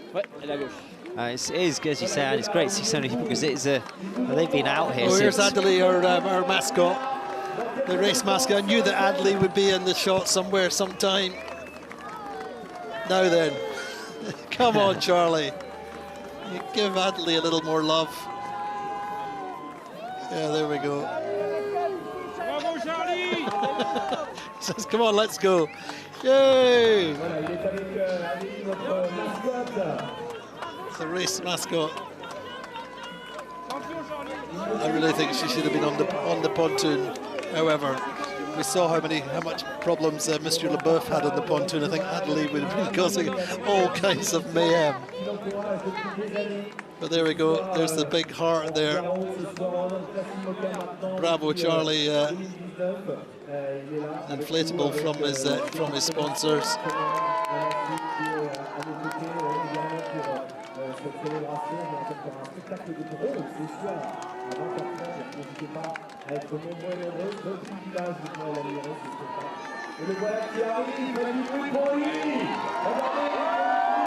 we go. Getting inexorably towards the stage. We'll have the trophy presentation by Mr. Leboeuf. You say.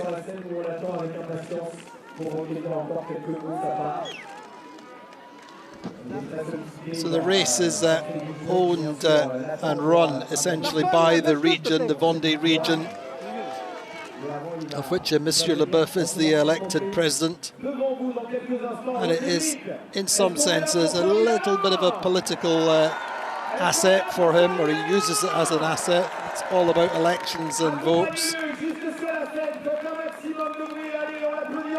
for the future, and so facilitating the race is very much on the presidential agenda. He will now, in a few seconds, I think, present the trophy there. There it is, here's his final approach.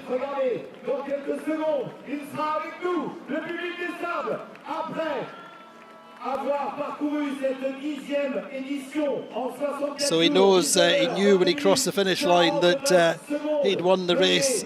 He's been celebrating it through the day so far, but the moment that he puts his hands on the trophy and is presented to it is really when it becomes real. So here we go.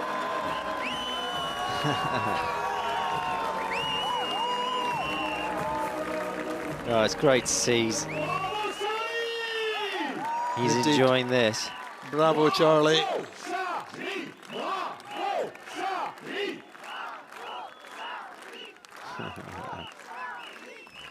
Ah. Charlie Dalin, mesdames, messieurs, un tonnerre d'applaudissements pour lui, s'il vous plaît, encore.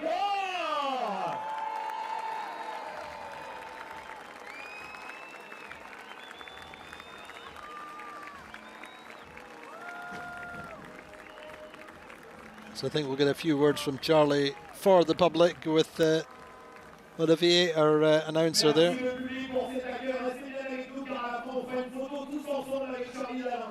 J'aimerais saluer la présence de la Patricia Brochard, la coprésidente de Sodebo, partenaire. So Patricia Brochard there, president of Sodebo.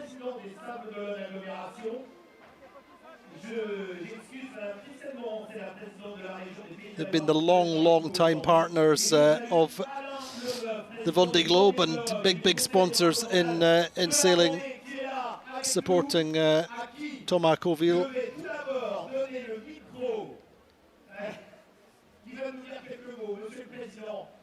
Mr. President. Charlie just pointing at the trophy. Saying, come on, let's get on with it.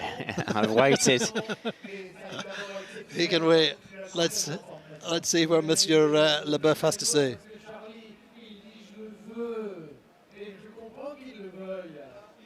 He knows what he wants.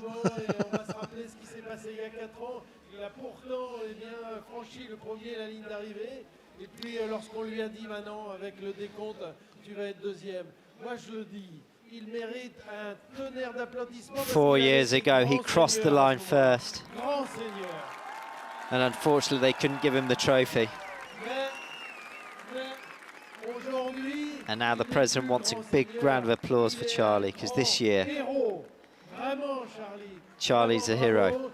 Eh bien, effectivement, Charlie entre dans cette légende du Vendée Globe. Today Charlie enters in the legend of the Vendée Globe.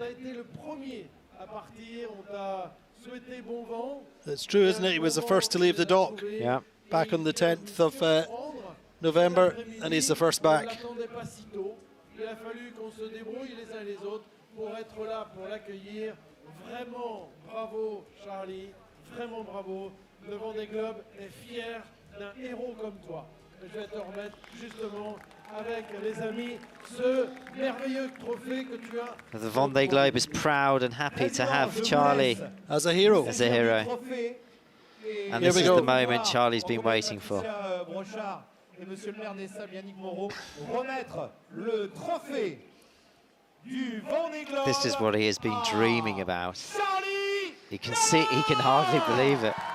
Sur Massif Santé Prévoyance. He doesn't want to put his hands on it, does he? It's just like, here we go. He can't believe it. Oh. Vainqueur de la 10e édition, Charlie Dalin. And finally, Charlie lifts the trophy. Has got his hands on it. This is the real emotion. I say, crossing the line, the release of stress, the release of tension. But this is the moment that he really feels like he has won the 10th edition of the Vendée Globe. Bravo, trophy Charlie! aloft. Just drink in these seconds. Charlie Dalin, vainqueur de l'édition 2024-2025 du Vendée Globe.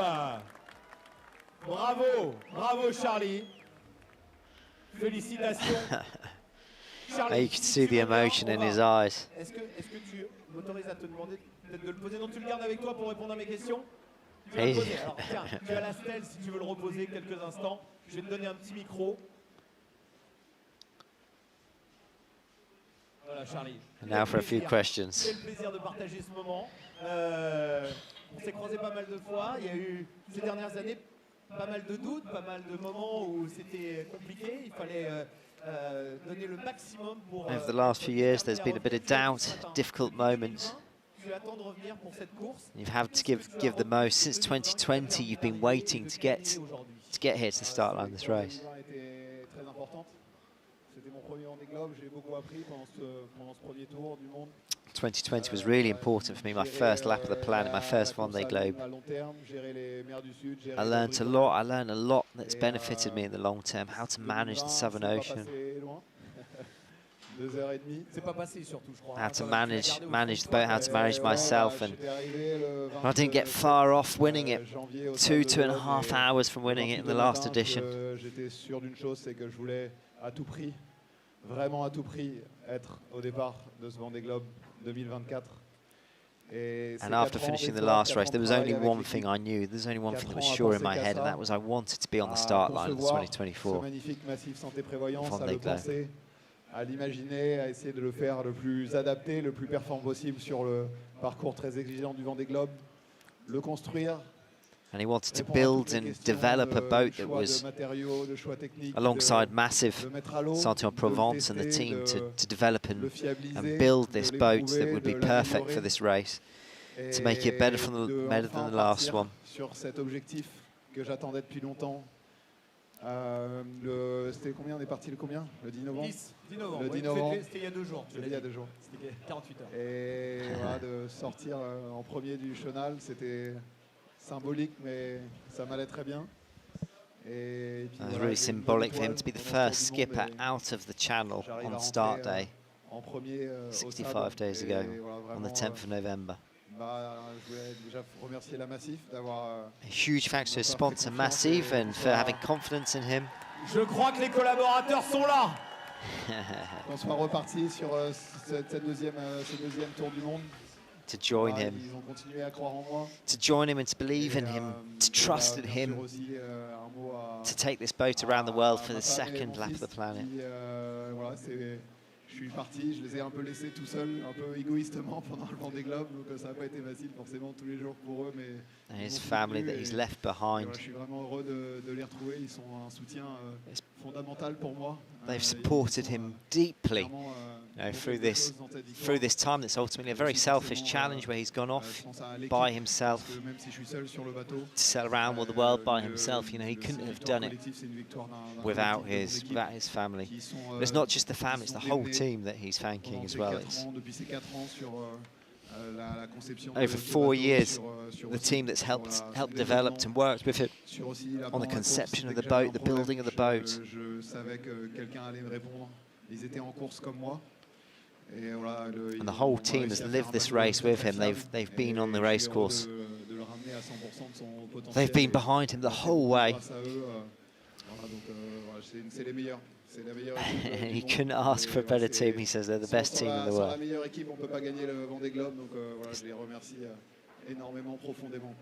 He profoundly, deeply thanks the team, thanks his family, thanks the sponsors for all their support.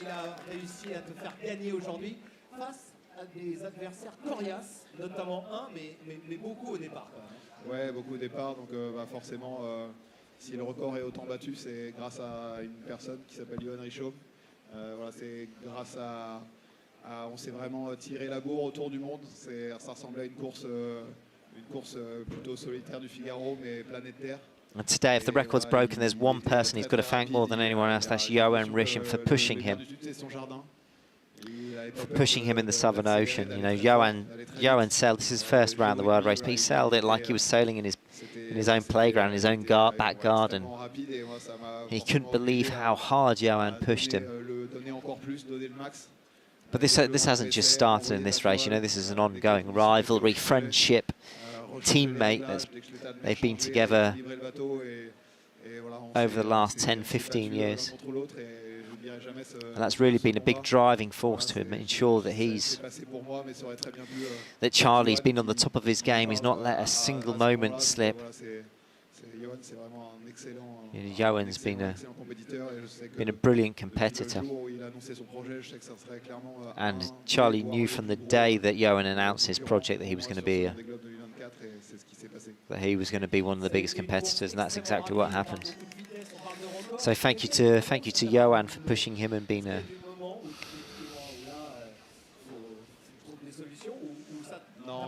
Non, j'ai pas eu le temps. J'ai juste écouté un peu de musique. J'avais pris des podcasts. J'avais même pas eu le temps de les écouter. J'avais jamais assez de temps pour faire tout ce que je voulais faire. Mais non, il n'y a pas eu de longueur. J'ai l'impression d'être parti avant-hier. So how did he pass the time was the question. Did he watch films, listen to podcasts? He does his work, he does his job, he sticks to his processes, doesn't he? Yeah, he listened to a couple of podcasts. The odd podcast. But it feels like yesterday that he left. Jusqu'au Cap de Bonne-Espérance, puis après il y a eu Monde Océan Indien Express en avant de cette énorme tempête. Ça a été un moment assez intense, assez fou. Là, j'avais vraiment pas le droit à l'erreur. I mean, there's no time there. You're either driving the boat, eating food, trying to get some rest in, or fixing the boat. That's. Donc j'étais vraiment sans filet sur le fil du rasoir pendant cette traversée. Living on the edge the whole way round. He's really pushed the boat hard, pushed himself hard. De rester en avant de ce système. Et puis après, Johan est revenu, il s'est battu pour revenir aux avant-postes. Et il y a eu le combat qu'on connaît dans le Pacifique. Cet équateur avec ce cap de Cap Horn avec 9 minutes d'écart. Oui, il passe devant toi. Là, ouais, juste il passe devant moi et voilà, j'hallucine quand So he just passed Cape Horn second by 9 minutes and 30 seconds, I think, behind Johan. I think that hurts a little bit still, but it's all about the rivalry. Yeah, I think it hurts, but I think he's explaining that's what drove him, and I mean he can't give more praise to Johan than he's given in his last 3 interviews. There's a deep respect there, you know. I think there's also a certain empathy. Having finished second, he knows what it's like, and he knows how Johan's going to feel. Yeah. Depuis le Brésil jusqu'à la pointe bretonne, donc ça c'est merci à la météo parce que he's saying that he did one tack, didn't he, from just straight in all the way from his tack into the southeasterly trades, all the way up to the point of Brittany with just under one starboard tack. Yeah, it was pretty exemplary weather conditions that they had. Tous étaient frustrés par ce confinement, de ne pas pouvoir partager l'aventure du Vendée Globe, voilà, physiquement avec le public, et voilà, ça me fait chaud au cœur et ça me rend vraiment très heureux de vous voir tous aussi nombreux ici. And of course, thanks to the public. And he's sorry he couldn't share this with them last time due to the confinement, COVID. He's really happy to be able to share this moment with them now. Merci. J'espère que ça vous a plu. Il n'est pas fini, il y a encore plein de concurrents en mer, donc je pense à eux. Derrière, ils ont eu des conditions assez compliquées. Et, quelque part, avec Johan, on s'en sort plutôt bien. And a good shout out to the rest of the guys and girls, the teams out there racing.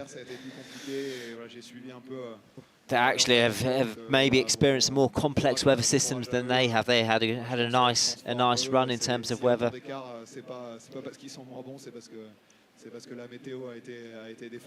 And of course, the weather has a huge impact on how boats get around the race course. You know, sometimes you can get lucky and you can have a breakaway, and that's kind of what happened here. And he's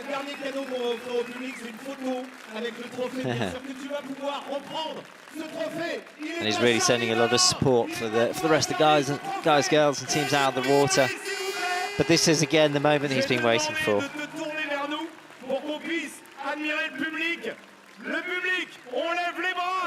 We'll be sleeping with a trophy tonight.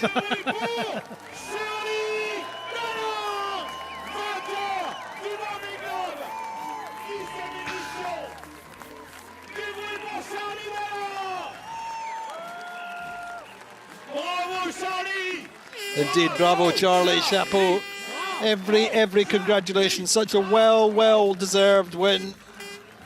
Oh, he's been a brilliant competitor, really humble there and really respectful really of the other honest competitors, isn't he? And just, he knows what it's like. He knows that he's blessed to have this programme. He's worked hard for it, but it's such a privilege for him. And he's very well aware of that. So that's Charlie Dalin then, the winner of the Vendée Globe, sharing his moments with the public here in Les Sables d'Olonne. So there we go, the trophy is in the hands of the winner. And that's our broadcast over. Thank you so much for joining us here in Les Sables d'Olonne with the winner of the Vendée Globe, Charlie Dalin.